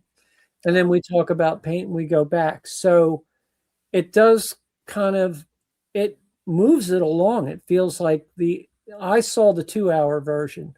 So mhm. it'll be cut down to an hour and a half, like I said, but it keeps it moving very quickly. And before you know it, it's over. And even I was like, my biggest thing was, okay, this is cool. There's a couple things I don't like, that is more of a personal thing. But Right. it's the only thing that I took away from it was I wanted more. And I hope that's what everybody else wants as well. I hope they want more. Leave them wanting more. I like Yes. that. Now, Shannon, if someone watches this documentary like 50 years from now, okay, Mhm. what do you hope they feel? Not just learn, but what they feel. I hope it still works then for the positive end of it. You know, to watch the negative things that do happen. Mm-hmm. But I think the road that I've torched in front of me and then eventually behind me, Mm-hmm. um, I think it's all about integrity. And I think that's in the end of it. You know, I'm not that young person that you remember back in the early days of, but that person's still with me. It's still inside. It's still inside of me. It's still the same person. That person has Mm-hmm. just grown a lot. And I'm hoping that the movie gives other people a shortcut to the happiness that they're looking for. Nice. We don't, I mean, it's going to be in the movie anyway. We don't talk about it. We don't talk about Shannon being in the gay world as, you know, as in the lesbian world. And you can Right. do what you can keep it in or keep it out, whatever you want to do. But that's another road. And we speak about Yeah. it heavily of what you're going to Mm-hmm. come up against every single day Yeah. and how to approach it. And, you know, there are people out there that go, okay, being a woman in the business, that's a tough thing to do. Yeah. Coming from no money and not having, you know, a bank account to do it and having to fend for yourself. They're hard things. And Mm-hmm. this is another one, because when the rumors start, and the rumors will start, and Oh yeah. They're always out there. they always become bigger than life. Oh yeah. Take a And life of their own. yes, and the rumors can flood into the most outlandish things that you can, again, the worst you can think of, those would be the rumors. Mm-hmm. And in the end, I want people to realize that there's a place for everybody that is a good person in the end. And Yeah. you know, you can get there no matter how hard the road is. But it's going to be hard. It's going to be a Yeah. tough road, and that tough road, unfortunately, is never ever going to go away. You just No. get easier. You learn I'm sorry, it doesn't get easier. You become tougher and Mm-hmm. more equipped to deal with it. Right. You get to be you know, you go from a tricycle to a bulldozer. Hmm. That's all I can say is after a Yeah. while, you will just, like you're sailing down whether it's a motocross track, a Mm-hmm. bicycle track, a car track, you're weaving in and out of all the bad stuff. You already know it. We talk about this in the race world. Mm-hmm. You need to you know, I do it now while I'm driving in traffic. I always look 7 cars ahead at least of where I'm manipulating myself and where I'm going to go to get where I have to go. And I do the same thing in life, and I always have. I always have to duck weave everything else, and it gets Right. easier. You see the naysayers, you see the negative, you see most of the time Yeah. before it even comes. And if you don't see it right away, you start feeling it, you know, Where because you learn from the lessons. because there are still to this day, as good as I am with Mm-hmm. my art, and people tell me, you know, they'll pat me on the back. Like I said, like you introduced me, I so appreciate the way you did that. It was beautiful. But Thank you. unfortunately in life, thank you. Unfortunately in life, there are people that are just as good as I am with my art as they are with deception and thievery and everything else. They are Right. amazing at what they do. They sell it. And it's out there. I don't Yeah. care if it's on a low situation or Mm-hmm. a top of the world situation where like I said, you're with the big dogs. The only difference Right. with big dogs is they're better, they're Yeah. more professional, and they're equipped because they've been studying the negative side of the world as much as other people study the positive side. Right. So it's never going to go away. And one of the things I tell people, and it might be the most depressing thing that I have to tell people, but it's been proven to me and I believe it. And people always say to me, "No, you really think?" And I say, yes, look at the world we live in. Yeah. At least 90% of the people out there in the world are bad or could turn bad. And that's the big thing. You got to remember, you might meet people that are good people, but there's, with the right money or anything else that you can give them, people can flip. And they're just bad people in the heart. You know what I mean? Yeah. So when you think about that, though, when you have that tool in your toolbox, go out there in the real world and you think to yourself, well, I'm going to run into, while I'm along this road, 90% of these people are going to try and take from me, not give to me. It all makes sense, because in the end of my 68-year-old body and career that started as soon as I got out of high school, I can stick to those guns and say, yeah, 10% of who I have met in my life have helped me along. 90% of them have been out there to take me. But I think if you even speak to some of the biggest people out there on earth today that have done very well, I think they would agree with me that you need to know how to duck and weave those people. And you do. The good thing about it is, in life you learn how to do it. And you probably learn how to do it better than the craft that you are working for, and you don't even realize it. Oh, wow. Yeah, that's a good way of putting it. So your documentary, what you hope people feel from this is a sense that this documentary is like a map, and it shows you what landmarks to look for and what distractions to stray away from. Yes, absolutely. I believe it's a roadmap of my life. It's a documentary. So I did come out on the good end of it. Thank God so far, you know. So, life is still a mystery every day, you know. Every day, and a gift. Yeah, exactly. So I think that's what you hit it right there with that word. You got to remember, in life alone, you know, I remember all the time. I'm thankful for it. I'm grateful for the gift that I have, be able to do what I want to do for a living. That's the big thing. And your dream. It's the dream that I was told when I was young that I would never get. Right. But here I am living it. I never go back and say, "Told you so." I never go back. You think to yourself, people ask me all the time, "Have you ever gone back and spoken to your art teacher? Have you ever gone back and it's like, no, because at that point, why would I? I'm already surpassed. I'm so beyond the point is mute. Was. Right. Exactly. It's a and you move on, and I got better things to do in my life than to go back to them and go, what am I going to say? What would you even say to them? You know what I mean? All I have to do. What would it change? What would it really change? The only thing I'm going to change is for them to find out how successful and wrong I was.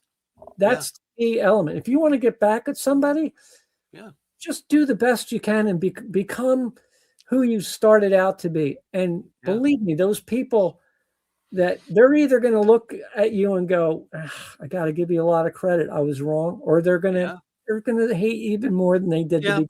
You can't change people's minds. So you can do what you need to do. I've watched an interview with Chris Rock, and he was talking about a bully that they didn't get along, and he saw him in a lineup where he was at doing his show.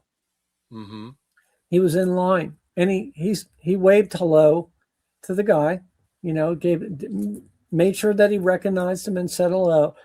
But he also thought to himself, he said, you know, I wanted that guy to take away from the fact that, hey, you know what? You could be in here hanging with me and have a good time and celebrate my success for me. But instead, that's where you're at. And that's because of what you did. Right. know what I mean? And I remember hearing those words from Chris and thinking, wow, that, you know, because he still felt empathy for the person, as I do today. There's a lot of people that, you know, like I said before, there's just because you move away from somebody does not mean that you lose the empathy that you No. you know, you feel bad for those people. It's like, why are you like this? You know, Yeah. why is this who you are? Why Right.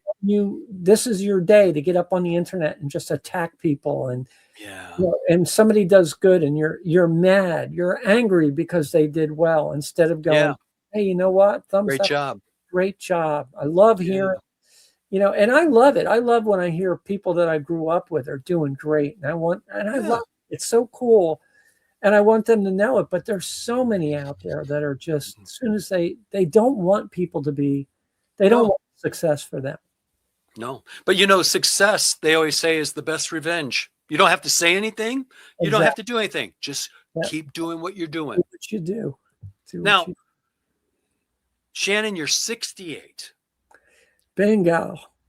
If you could sit across from your younger self, hmm the one being doubted, I mean, what would you say to yourself in one sentence? Oh, one sentence.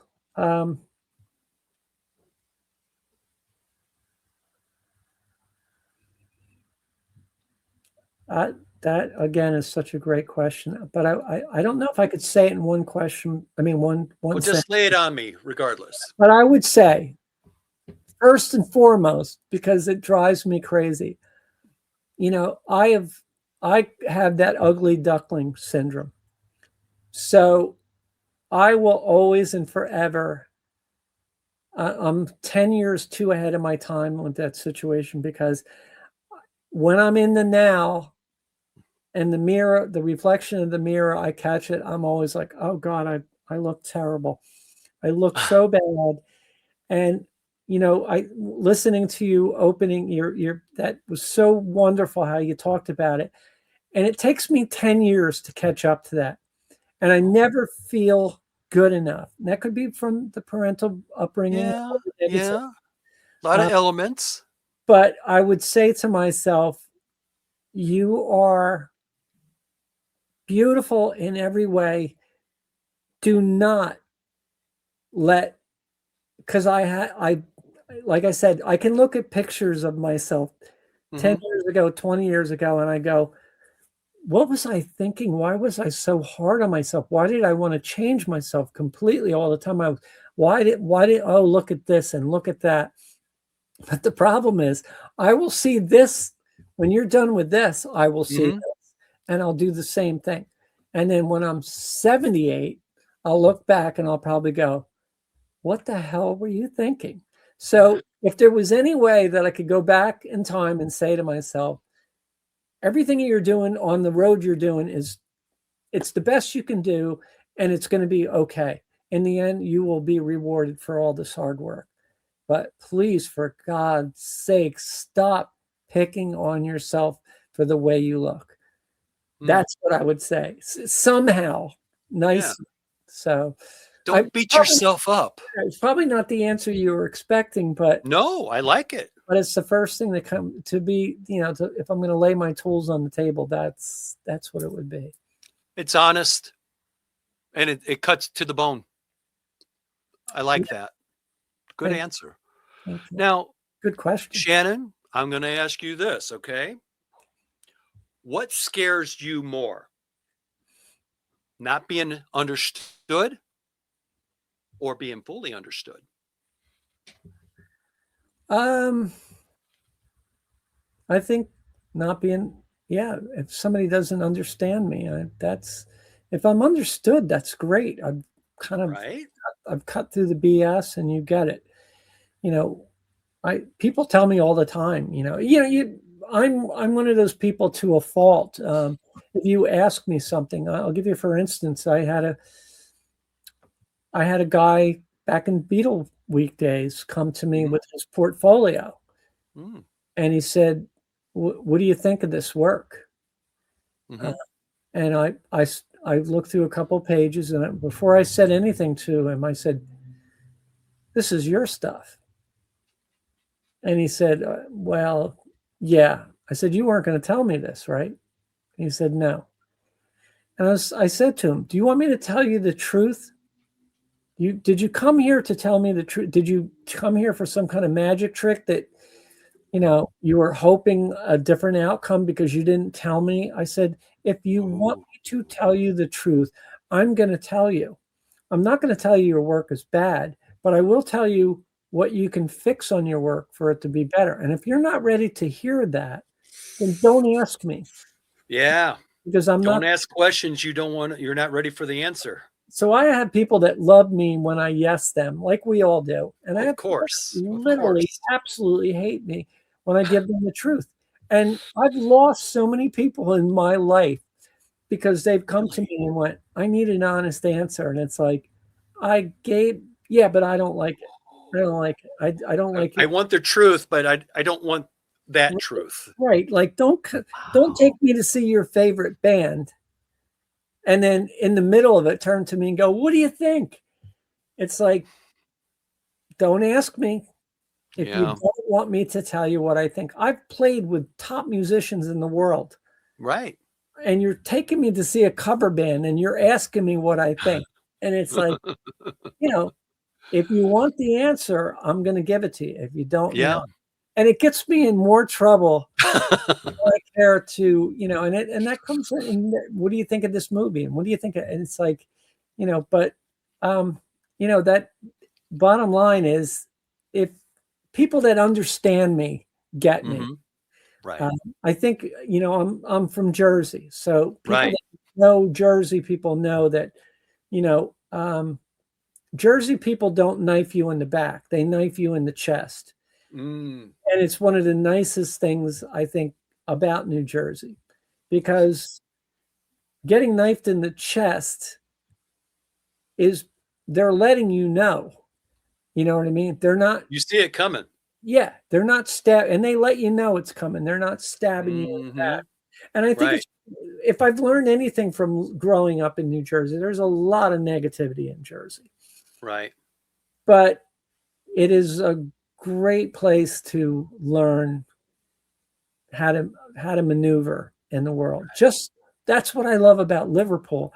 I don't, Right. all my Jersey people, and I've had only a handful go there, Mm-hmm. but all of them have said the same thing. What a great place. And what it's like it's a lot like that. I mean, if they're going to stab you in Liverpool, it's going to be in your chest. It's not going to be in your back. I hate to refer it like that. Yeah, That but at is least hardcore as you can get. It's like, in other words, they're not going to say, "Oh, I love you," and this and that, and then they're going to walk away from you. Where I found Los Angeles was so like that. That's probably why I hung out with most people in Los Angeles that were no hard feelings for anybody that was born there. But most of the people I hung with were from Pennsylvania, Philadelphia, New York, New Jersey. You know what I mean?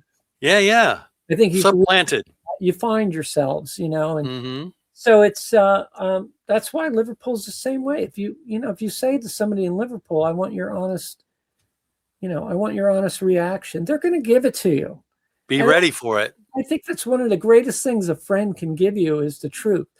Honest. Do I look fat in this outfit? Absolutely.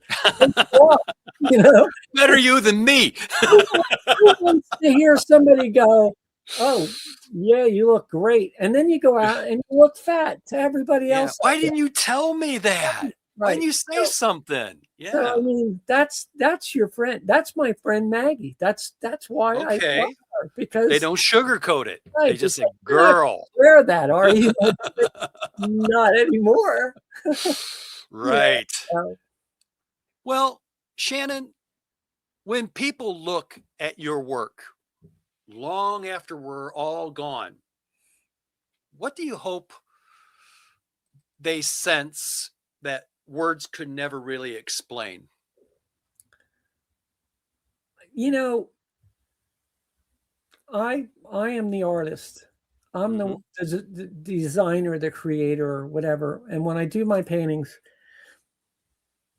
I do them for the reasons many of which we have spoken about right now. And I have right. my reasons to whether I'm, again, I used the terminology feet to fire, whether it's feet to fire or if it's from the heart or I have the time to do something I want to do.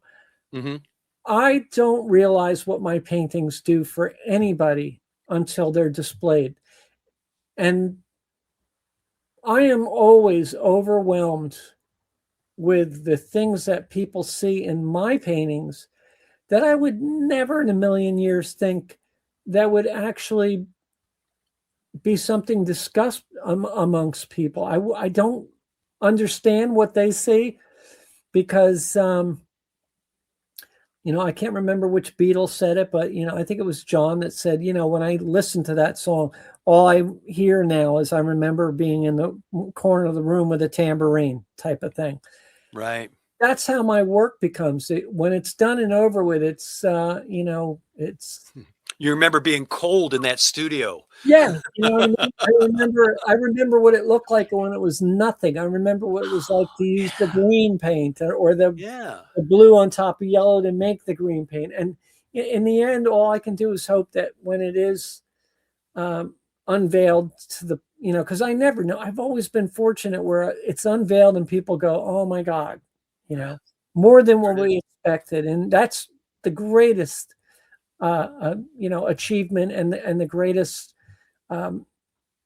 words that anybody could give you. So in the end, I hope that people can somehow, that the longevity of the enjoyment they get, whether it's a Beatle or it's a motocross machine or it's Charlie Chaplin or a ship on the water.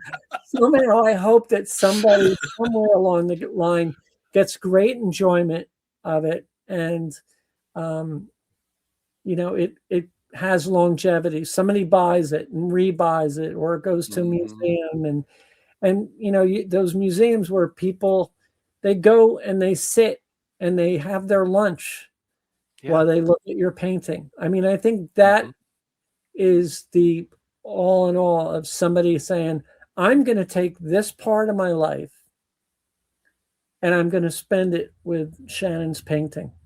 Ooh, is I like that. Probably the uppermost design that life can give you, because it meant that much to them, where they take a part of their life and they're going to just sit and eat a sandwich and drink a Coca-Cola while they're staring at something that I did many, many years ago. So taken in your art. I like that. I like that. Hope that can happen. Wow. Well, and Shannon, I mean, we were talking before we started recording this interview. We have a lot of people and friends in common, you and I. And I was talking about in Illinois, because we're in the Chicagoland area here. We have the Illinois Rock and Roll Hall of Fame in Joliet. And remember the saying, people in Joliet are not jolly. You can't call it Joliet. It's Joliet. Right. And you designed this huge guitar that is part of the signage of the Illinois Rock and Roll Hall of Fame. Sure. How did that come about? And Ron Romero, we love you. Yeah. Ron came to me years before it actually happened, because I had met with Ron. We had spoken about doing it. He was so kind. He's passionate. Yeah, he was very passionate. Very kind. And it got put away on the back burner for quite a long time because COVID came in. Right, changed everything. Yeah. So it ended up being, unfortunately, it was put on the back burner, and then, we went through. I remember when we first started, we got it going. We signed the contract. We got everything going through. Found the place to build this gigantic thing in. Yeah.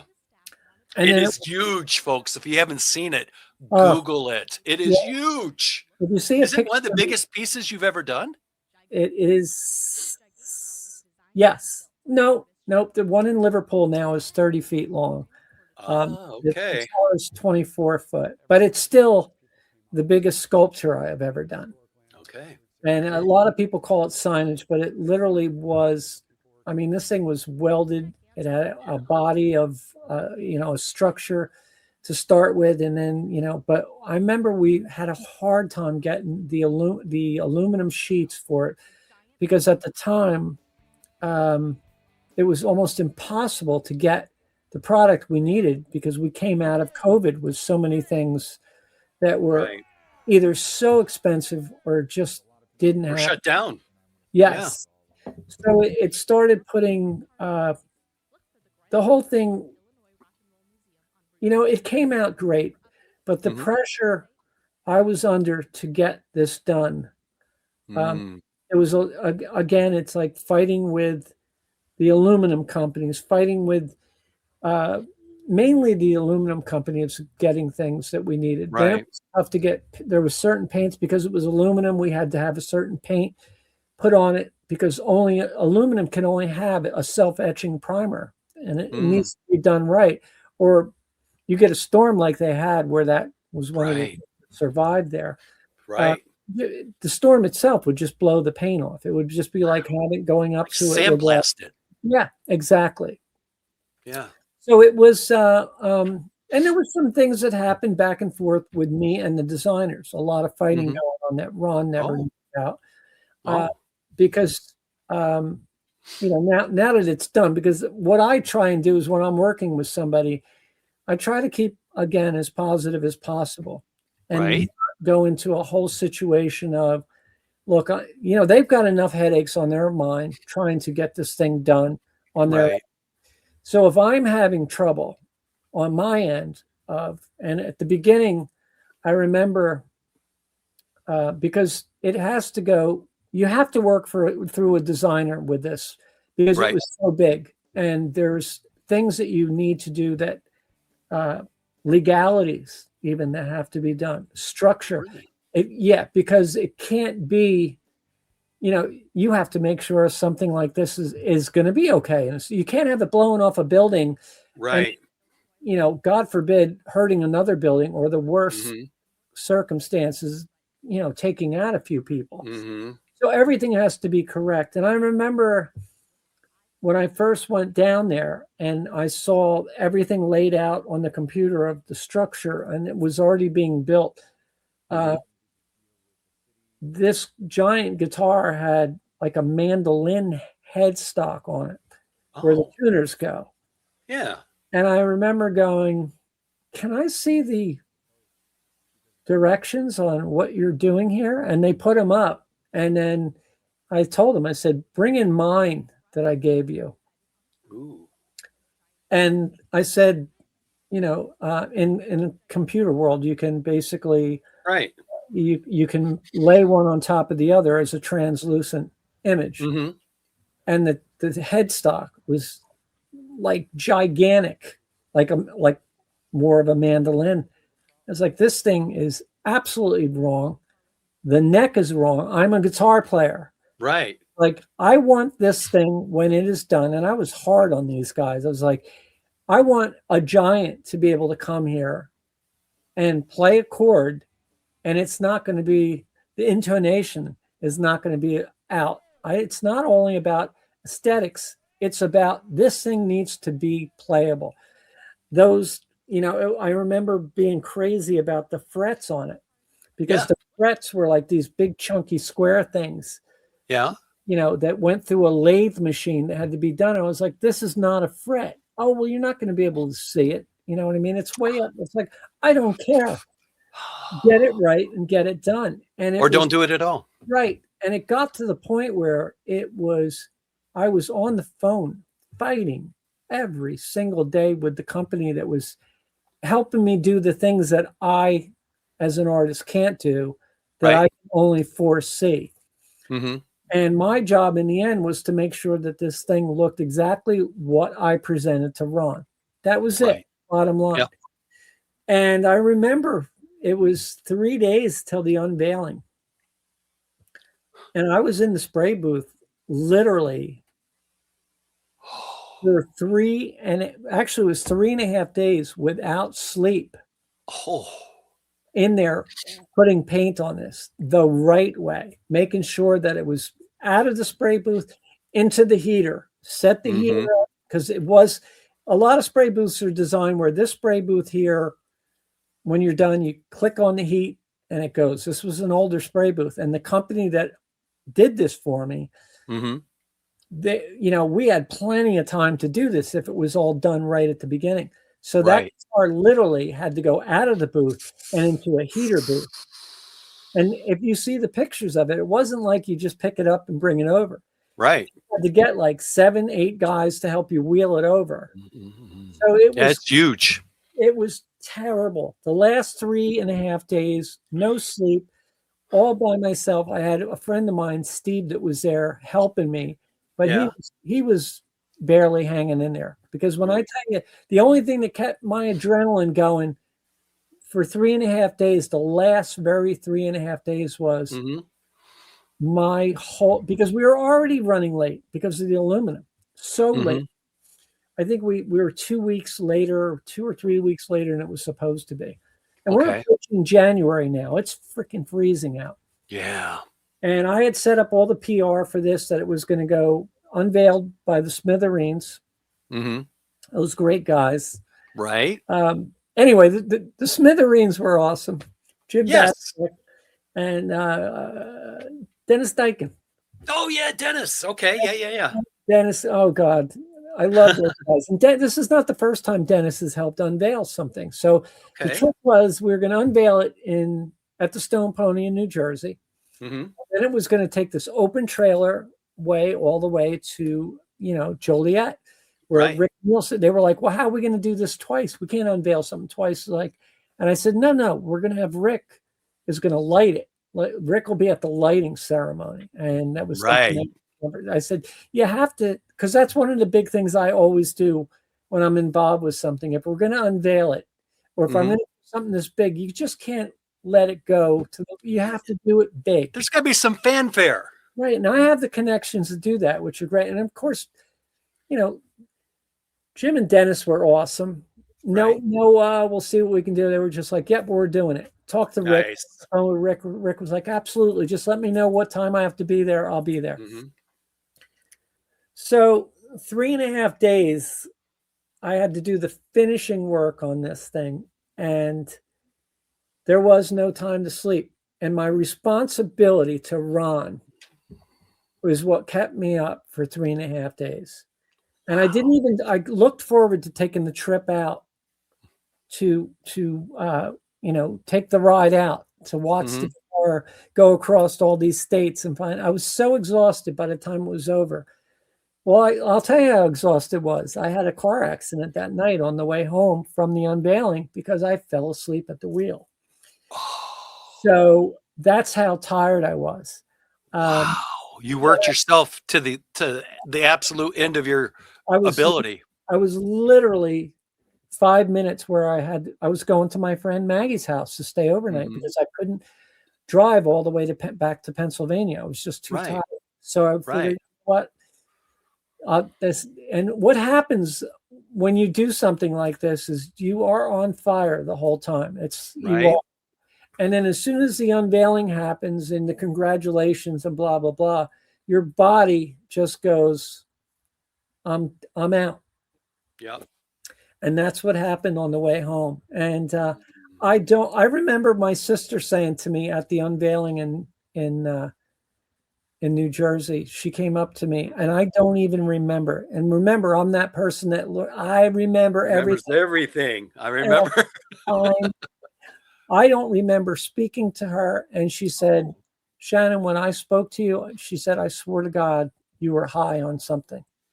And I was like, Donna, I had to do a speech that day. I don't remember the speech. I don't remember hardly remember the unveiling. I think what I did was I just went through it.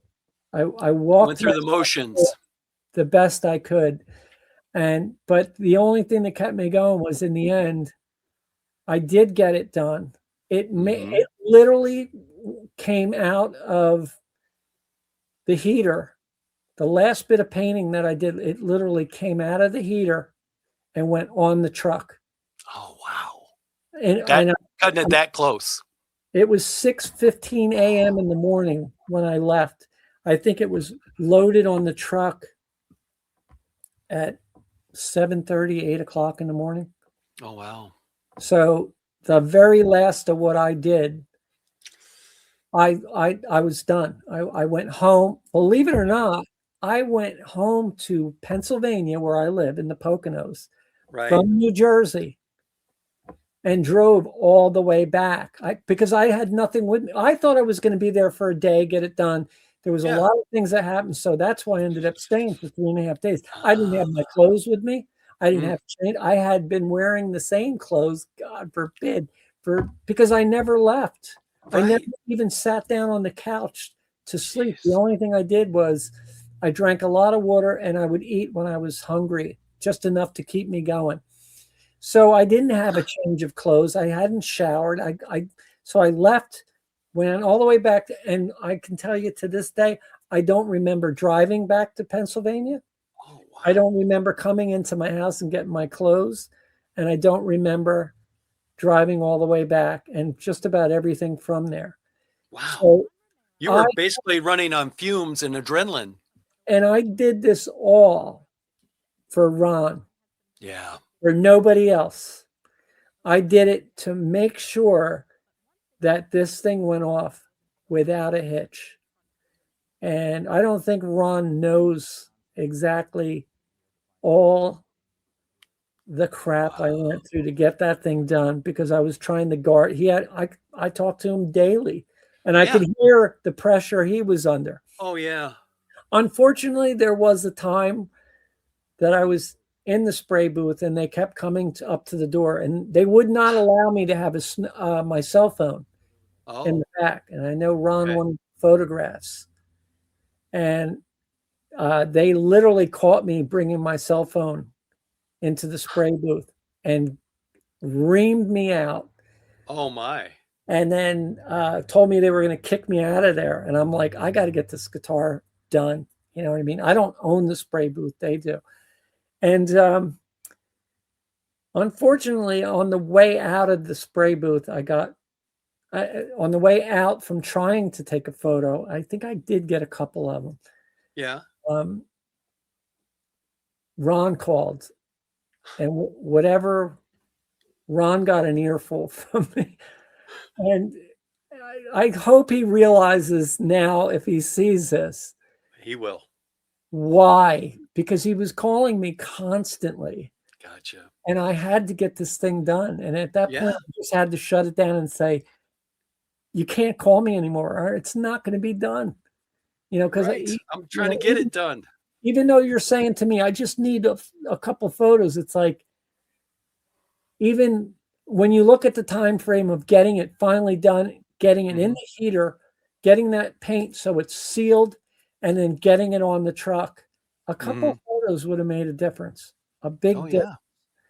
You know, so yeah, I worked my tail off from the time we started. I fought with the engineers on this constantly, and I did it all in the name of it had to be done. It had to be done right. And I had a good friend in Ron for years, and I wanted to make sure that he knew that I was at war with everybody around me to make sure that he got this thing on time to be unveiled at the Stone Pony, and then the lighting ceremony in Joliet, which that I ended up getting. I think I slept for 4 or 5 days, and I ended up getting there for the lighting ceremony. Wow. So, well, it's impressive, and he just keeps growing the Illinois Rock and Roll Hall of Fame, and it's a destination now. Your artwork, it really sounds like, especially just in this scenario, you suffered for your art to get this where you need it to be. It's got to be right. And I take a lot of pride in the fact that I care about my clients and what they feel on the other end. I do care that they get the best that I can give them. And unfortunately, anybody that gets I wouldn't do it for myself. I know that as a person, I wouldn't. But I will slay the dragon and leave a ton of dragon parts and bodies behind me. Carnage. Get the product to the person that is on the Yeah. other end expecting it. Because Nice. again, that's part of the gift of, that's the gift I have to give. My gift, it should be somebody else's gift in the end. Yeah. If that makes sense. It does. It does. And it's part of your legacy too. It's just one part of your legacy. Now, we're talking about the Illinois Rock and Roll Hall of Fame, right? And you're a musician. You've played with so many different. Give me the top 5 musicians that you've jammed with, that you've been on their records, that you have great memories with. Just top 5 off the top of your head. That's easy. That number 1 would be Steve Holley. Okay. One of the best drummers in the world. Yeah. I mean, he played with everybody. My God, from Wings to. I mean, I think he's in the Criers? Guinness Book of World Records. Is he really? Oh yeah. I mean, Elton John, and I mean, God knows the studio stuff he's done. He's played with John Bonham, for crying out loud. I mean, when they did the Rockestra show, played with Kenny Jones and John Bonham. And, right. The best times I can think with Steve Holley was, okay, I love playing with Steve and he's amazing. But I think the best time I've ever had in my life with Steve was sitting in his apartment in New York City, and he found out I was a Zeppelin fan and a big John Bonham fan, and let me hear outtakes of like Physical Graffiti. And it's just me and Steve sitting there staring at back when the little Macs, the Snow White Mac thing. And I'm just sitting there. And at the time, we both had our partners behind us, and they probably were looking at us like we were nuts, because we were so, I mean, to hear Zeppelin and then go, oh my God, that sounds like that's Kashmir in its early progressions, and so great. You were in the moment. Oh my God. I mean, I couldn't have stopped. If it was still playing, I would still, I mean, it would still be happening to this day if Steve didn't run out of tape, you know what I mean? Steve and Marie, his other half, Marie Claire, have become such great friends of mine. Now, Denny, of course, that's a whole different thing, because, although I played with Denny, he lived at my home. So the stories that I could sit and tell anybody about the great things that he had to say about Paul and Linda. They worked together so well. Another one is Lawrence Juber. Lawrence Juber. Amazing guitar player, but a great individual. And Hope, his wife, is another person. I mean, it's always like when I meet these people, I'm fortunate enough to meet their other halves or their family and thing. So that's somebody like, then you can look at the instance of playing with Alan White from, Alan played on drums on Imagine, on Instant Karma, and on Plastic Ono Band. So many Yes albums, and I was asked to play with him at a concert that was for John Lennon. The only thing I was supposed to do at that concert was I created the artwork, but simply had it's a great story that I don't think I've been able to tell this story too many times, but I was at the Cavern with Bill. Bill and I were having a drink together, and he looked at his watch and he says, I got to get Alan White to rehearsal. Will you stay here? I'll be right back. I just got to get him in a cab. I was like, oh my God, that's awesome. Is he here this year? You know what I mean? Yeah. And, or for the event we were doing, it was, and he said, have you ever met him? And I said, no, I've never met him. He goes, you know who he is? I was like, well, I'm a big Yes fan, and I'm a big Beatles fan. So yeah, I know who he is. He's like, I'll tell you what, and this is typical Bill. He goes, You get him there. Go meet him. Get in a cab. Take Alan to rehearsal. So I went, and on the way there, Alan said, "So, Shannon, nice to meet you. Are you an artist as well?" And I said, "Yeah, I'm done a lot of painting." And he meant musician. Right.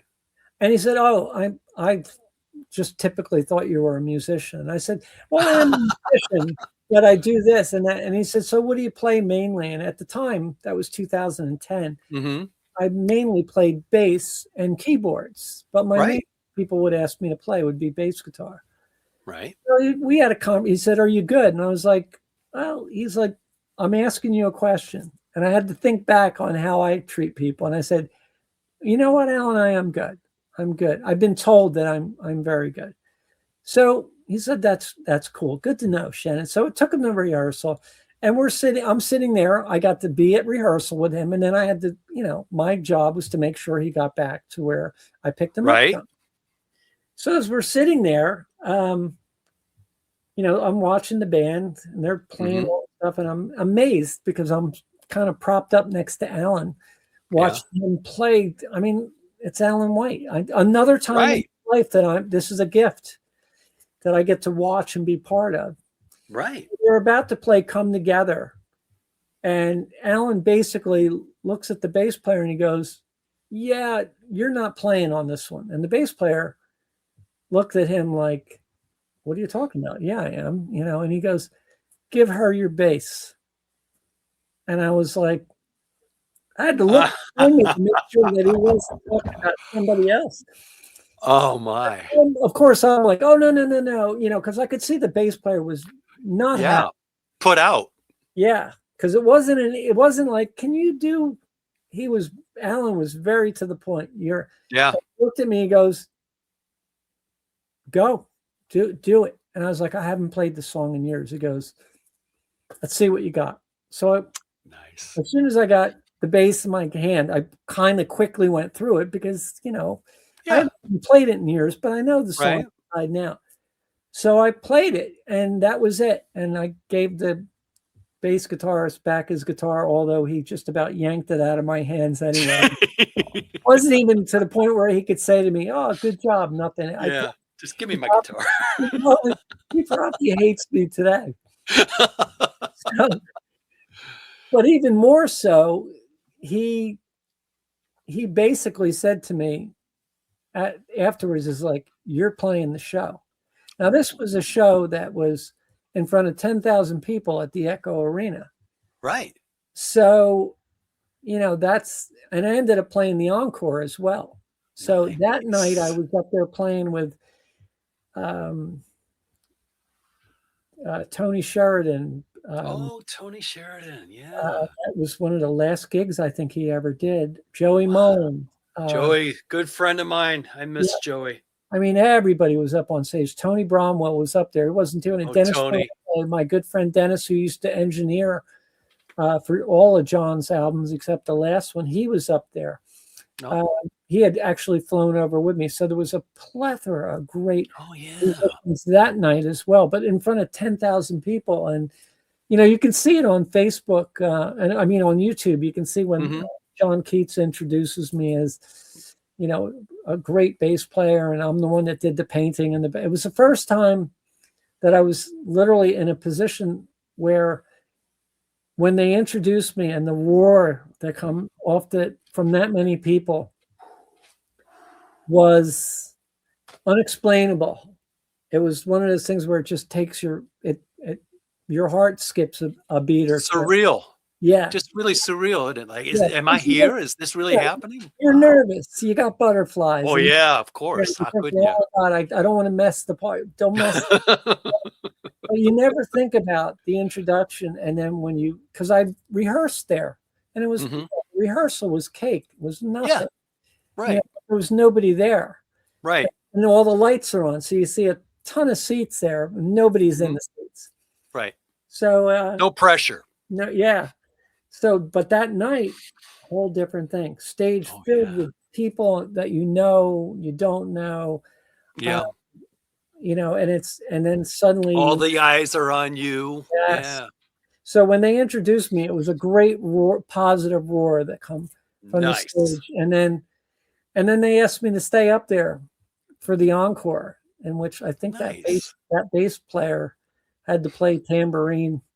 Oh, I don't even know his name, but I'm so sorry. yay! This is so fun.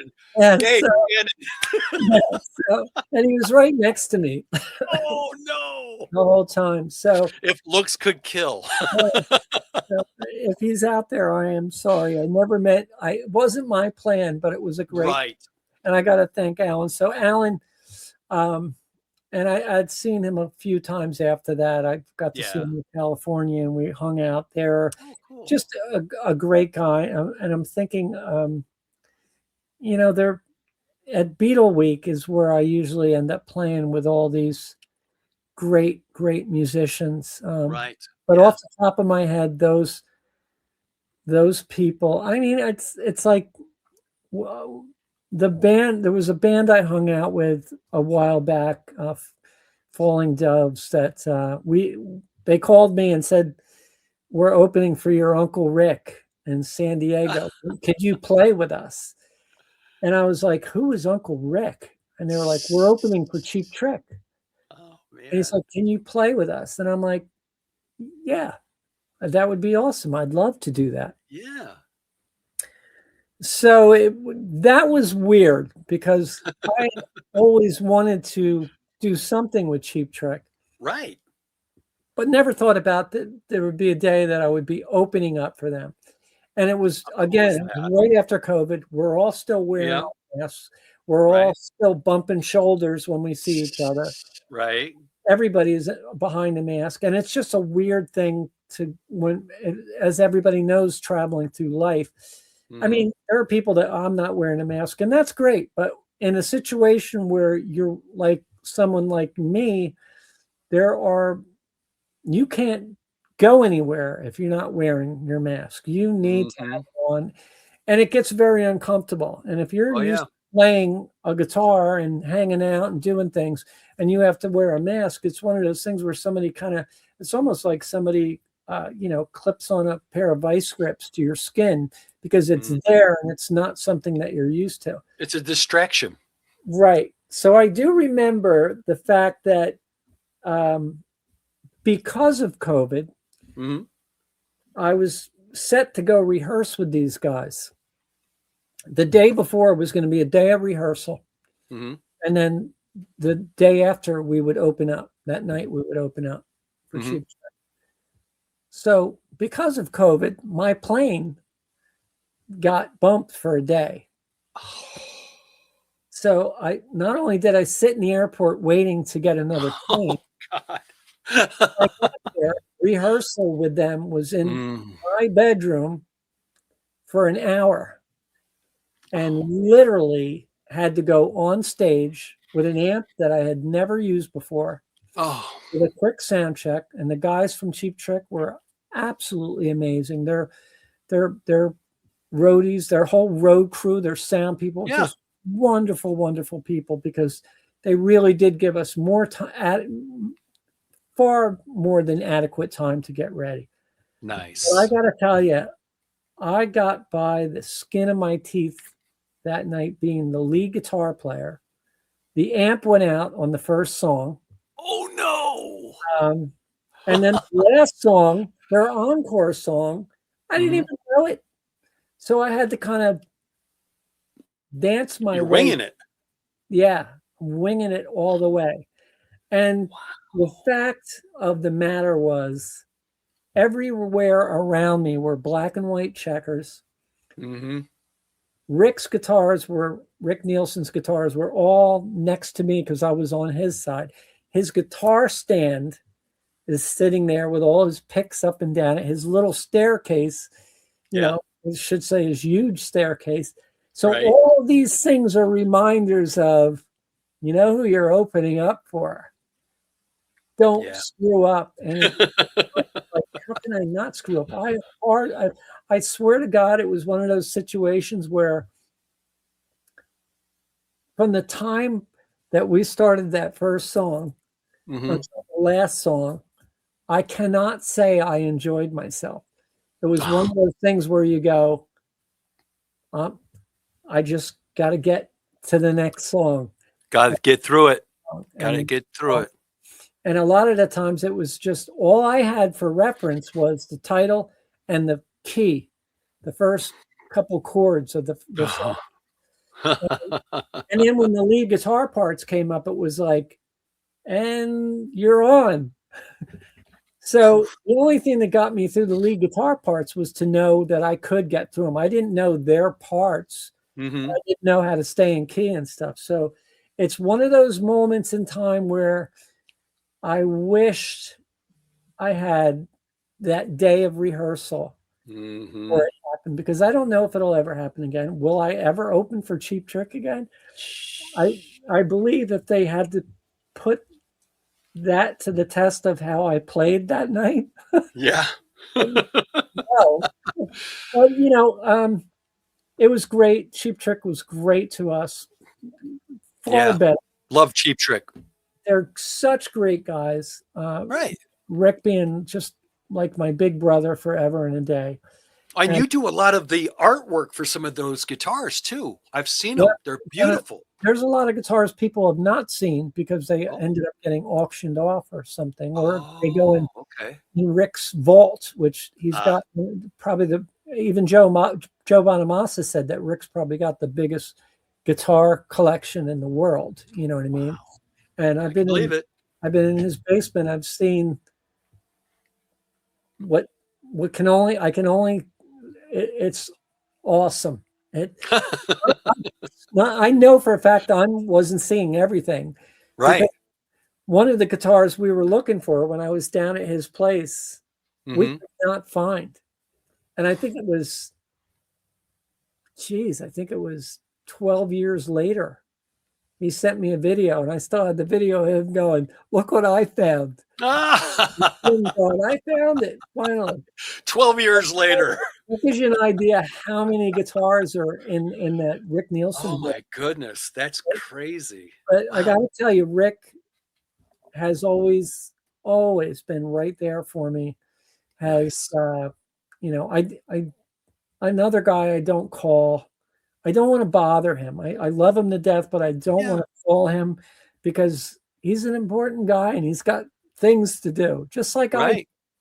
You know what I mean? And so when we do talk and I do see him, it's cherished time together.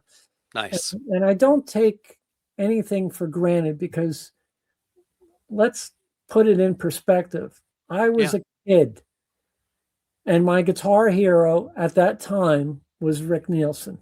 Yeah. And I was one of the lucky ones. I did him a painting. I created a painting for him during a time when I didn't paint. It was one of those urges where I quit painting, and I loved the band so much. Like many of us, when the Beatles were over, I was not a disco embracer. I did not like it. I thought the whole disco movement was because the Beatles broke up.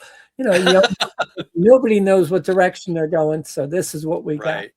You know, so I'm a hardcore rocker, always will be. I'm a guitar girl, so crunchy guitar girl. So when I heard Cheap Trick for the first time, I just fell in love with the band. And because I found out Rick was the sole writer, or main writer, I should say, I wanted to do something. So I did all I knew what to do at that age was I'll paint a picture of him. And it was kind of cartoony like he was. Yeah. And I ended up getting it to him. And he called me on the phone I guess 3 or 4 days later, which I would never expected. Right. He literally bought the painting out on stage and talked about his good friend Shannon MacDonald when he didn't know who I was, but he already called me friend. Nice. He said this painting, beautiful and all that. And so the next year I did another one for him and I ended up getting backstage. And that's where it took off, where he literally called me one day and said, enough of the free paintings, let's try and do something together. Yeah. And that meant a lot to me because nobody had ever done that. Most people keep going, oh yeah, make me another one, make me another one. But keep it coming, right? Rick was like, let's try and do something with this for you. And he had known I was a musician as well. But Rick has always been, he's just a fan of my work. And I Nice. went and saw them a few months back. And he always introduces me in the audience. My favorite artist in the whole world, Yeah. Beatle artist in the world, Shannon, because Rick doesn't say Shannon. But, Right. all of them say Shannon because that's, and I appreciate that so much because he doesn't have to do that. Right. He doesn't. So, Oh. So that, again, that question you asked me 2 hours ago, it kind of develops into its own, its own answers. But so all the musicians I've ever played with, I've never played with Rick. I've been in the back room with guitar, both of us with guitars in our hands. Yeah. Never done anything with Rick, always wanted to, but I can't leave him out of this equation because even though I've never played with Cheap Trick, the closest I've gotten is opening up for them. I feel as there's no other musician in the world that has done as much for me in this lifetime as Rick has done for me. And I don't think there ever will be. So I know he feels this way because I tell him all the time, so him and his wife, oh my God, she's again, I know Dax and I remember the kids growing up and, it's, I remember when there was no little Nielsen's, you know what I mean? Right. So, and his wife, Karen, is such a sweetheart and I love her for everything she's ever done. I mean, she's always been on my team as well. She's just such a great lady. So again, it's like I get to know not only do I get to know them, but I get to know, their other halves or some of their family.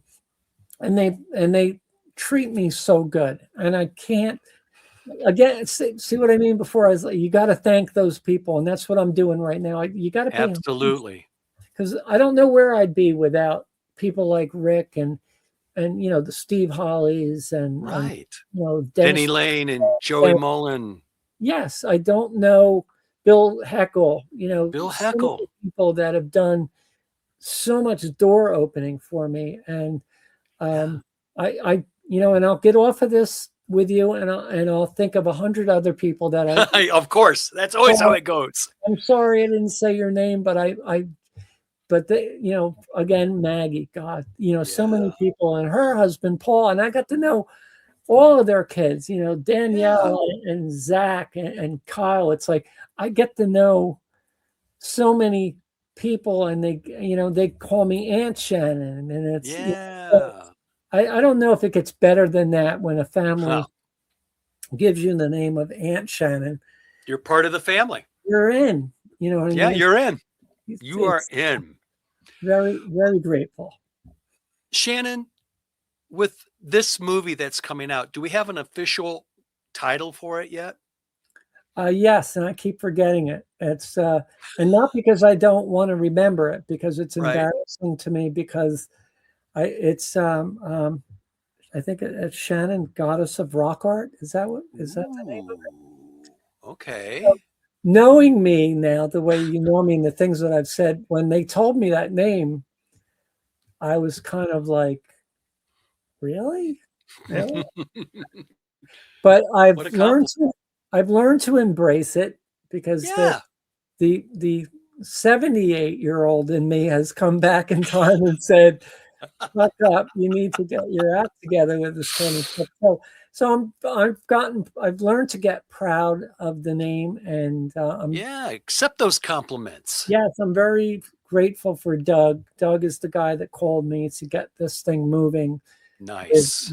And between Doug and Simon, they've done so much with Matt. Simon's a great guy too. Matt and Liverpool West are just great people, and I'm grateful that somebody, wants to do a movie about me. I mean, well, you've got a fascinating story. Well, somebody comes to you and says, "We want to do a movie about you." You think to yourself, "Come on, who put Why? you up for Why? this? What are you talking Yeah. about?"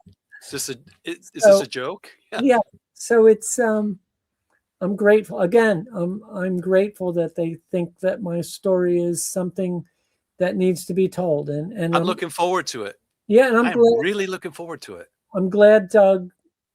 We had a great conversation when he first called me about it, Hmm. and then I knew Simon, but I didn't know him that well. Right. I probably knew Simon as just that nice guy I had done a couple of interviews with for other Beatle films. Yeah, yeah, yeah. Again, and the whole crew that were on the movie. We just talked about it the other day. I said, Simon, what we have to do is, the next time I'm in Liverpool, we need to get the whole crew together and go out to dinner because we did never get to do that. We had You're planned on busy working. it. Yeah, because everybody went off doing their next project, which Hmm. is what happens in the business. Hmm. Right. So, You're and I busy. miss those people. Only knew those people for 2 weeks, but 2 weeks you really get to know people. And of Well, course, yeah. those people, they know just about everything about me because they just did my They documentary. just did a movie about you. Yeah. Well, Yeah. Shannon, if you ever need someone to do an introduction for you, Oh, nobody's done a better one than you have. You're on top of remember me it. because you remember everything. I will never forget this introduction. It was absolutely embarrassingly wonderful. But heartfelt.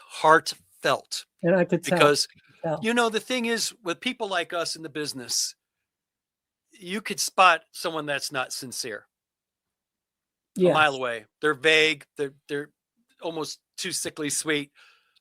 But when you got someone that's heartfelt, that has been around you. I mean, I remember you in the 90s at all the Chicago Beatle Fest when it was called Beatles Fest. Back in the And 1900s. yeah, yes, in the early 1900s, I met Shannon. But I mean, you were larger than life, even though you didn't know it at the time. So many people, you created such a magic with your presence, your talents, your attitude, your defiance, your sincerity, and just I niceness. appreciate that. I think the first time I realized it was happening Hmm. is when I overheard a conversation back in those days Hmm. where somebody was wearing one of my t-shirts and a person said it was one woman talking to a man and she said, "Oh my God, you have a Shannon? I just bought a Shannon too." And she pulled the t-shirt out of her bag. And it See? wasn't a painting or a t-shirt by Shannon. It was a Shannon. And I remember thinking to myself, at the Oh, time, Shannon. I had arrived. You know what I mean? Hmm. They weren't using Like a my Picasso. This right. is a Shannon. It wasn't me that stopped using my last name. It was them. Yeah. My name, Oh, Shannon MacDonald, was on right. everything. And that was a pivotal point where I stopped signing my last name and I just started the Shannon thing. Shannon. I And it like was that. nothing I thought of. It was that conversation that I overheard. And it has stuck since. So Isn't that something? Isn't that something? Just a conversation that probably you weren't even intended to have heard. I was waiting in a line. I was on a rush. I had things to do as Yeah. usual. And I Yeah. was trying to be patient, trying to get around people. And those two people just had I think the guy might have said something afterwards because he was looking at me. She had her back, so she didn't realize. Gotcha. But it was literally that point where I walked away and I just, it was one of those, well, I still remember it like many things, but that was more impactful. It was like something that I remember taking away with me and going, same with the hat. I was in Vegas. And when I started wearing the hat on my back, yes, I was in Las Vegas in 2004. And I heard somebody saying Shannon behind me, way far away. right. And I kept hearing it. And I was like, and I'm not paying attention to it because I'm like, there's a million Shannons in here. We're in bed. And I remember the footsteps somebody was running and yelling, and they were getting louder and louder. And I finally turned around. I didn't know who it was. And she was like, I knew it was you. I saw your hat from where behind it. I knew it was you. She was like, and then she didn't know what to say. Then she was just embarrassed, dumbfounded. Lost. She was like, I'm here and I have nothing to say. I don't know what to say to you. And I just gave her a hug and I said, everything's right. And I was like, you want to get a photograph? And finally, I remember her hand was shaking when she had her hand on my back when we were getting a photo. Yeah. And and it happens to me a lot now where people they get to you and because I was like that with Rick. When I first met Rick Nielsen, I was an idiot. I was like, we've all been there. I don't know what to say, So, and because of that, I remember how I felt. And the first thing I like to do with people, if it happens to me, and I'm grateful that it does happen, is you want to talk them off the ledge. Right. You want to talk about, hey, I love your scarf. I love your glasses are awesome. God, you have beautiful eyes. And before you know it, they start, relaxing and breathing again. Yes, and they become human beings again, which is exactly what Rick did for me when I met him. Well, it does my heart good to hear you've been there, you know how that feels, and you were able to comfort and bring them back to earth and say, hey, let's get a picture. Yeah. You're a fan of a fan. Yeah. And I can't imagine being one of those people that are like, that would just turn around, and at that point they made the effort and they don't know what to say. And and I've seen it. I've been around people, friends of mine that are big in the business, that have just turned around and go, do you mind? This is my time. Right. Oh, I hate that. I get it. Oh my, I cannot see for the life of me. I don't think I will ever be that way to anybody. Thank you. Not that I consider myself one of these giant, big, no, or something. I just, when people take the time to come out of their way, and it probably takes them everything that they have to come up to you. To dismiss them, to me, is probably one of the worst things that you could do to anybody. Yeah. Well, they always say be careful about meeting your idols or your heroes. Yes. And you showed grace and empathy and made a person who was running on adrenaline and get up to you. And then they're like, I don't know what to say. You showed grace and like, hey, come on. It's all good. Come on, get a picture. Yeah. Let's get to know each other. No, that's good stuff. It's going to be good. Well, I tell you what, I am so looking forward to this documentary. If I can be of service to you, Shannon, do not hesitate. When it comes out, we should do another thing. It'd be great. Absolutely. Well, we'll get Simon too. Yeah, Simon, Doug, maybe. We'll get a bunch of you guys because we can do up to 10 people. I mean, if you got me and Simon together, I don't know if you get a word in, but you know what? That's okay with me. That's okay with me. I mean, the work that Simon has done is fantastic. The work that you have done is absolutely breathtaking. Thank you. When people, and I'm not trying to butter you up. You know what I'm saying. When your paintings look like photographs, that's magic. Thanks. And you've got that. And a lot of people can try, but you've got that market down. When you hear the word Shannon, I know exactly who they're talking about. Yeah. And like I've seen the evolution of Shannon, not from your very, very early days, but from when I met you in the 90s and throughout all the fest and all this and that. And meeting you back in the day, you made such a nice impression on me. Oh, thank you. And I like how you treat people. Now, not when you're mad. I've seen you upset, but rightfully so. But when it does. But you're passionate, whether you're working on adrenaline and creating, you're passionate. When you're talking with fans, I've seen you. You're passionate with your fans. You're passionate about your business. You're passionate about your life. Yeah. I mean, I think I think a lot of it has. I've never considered my fans. Mm-hmm. They're kind of like my army, you know.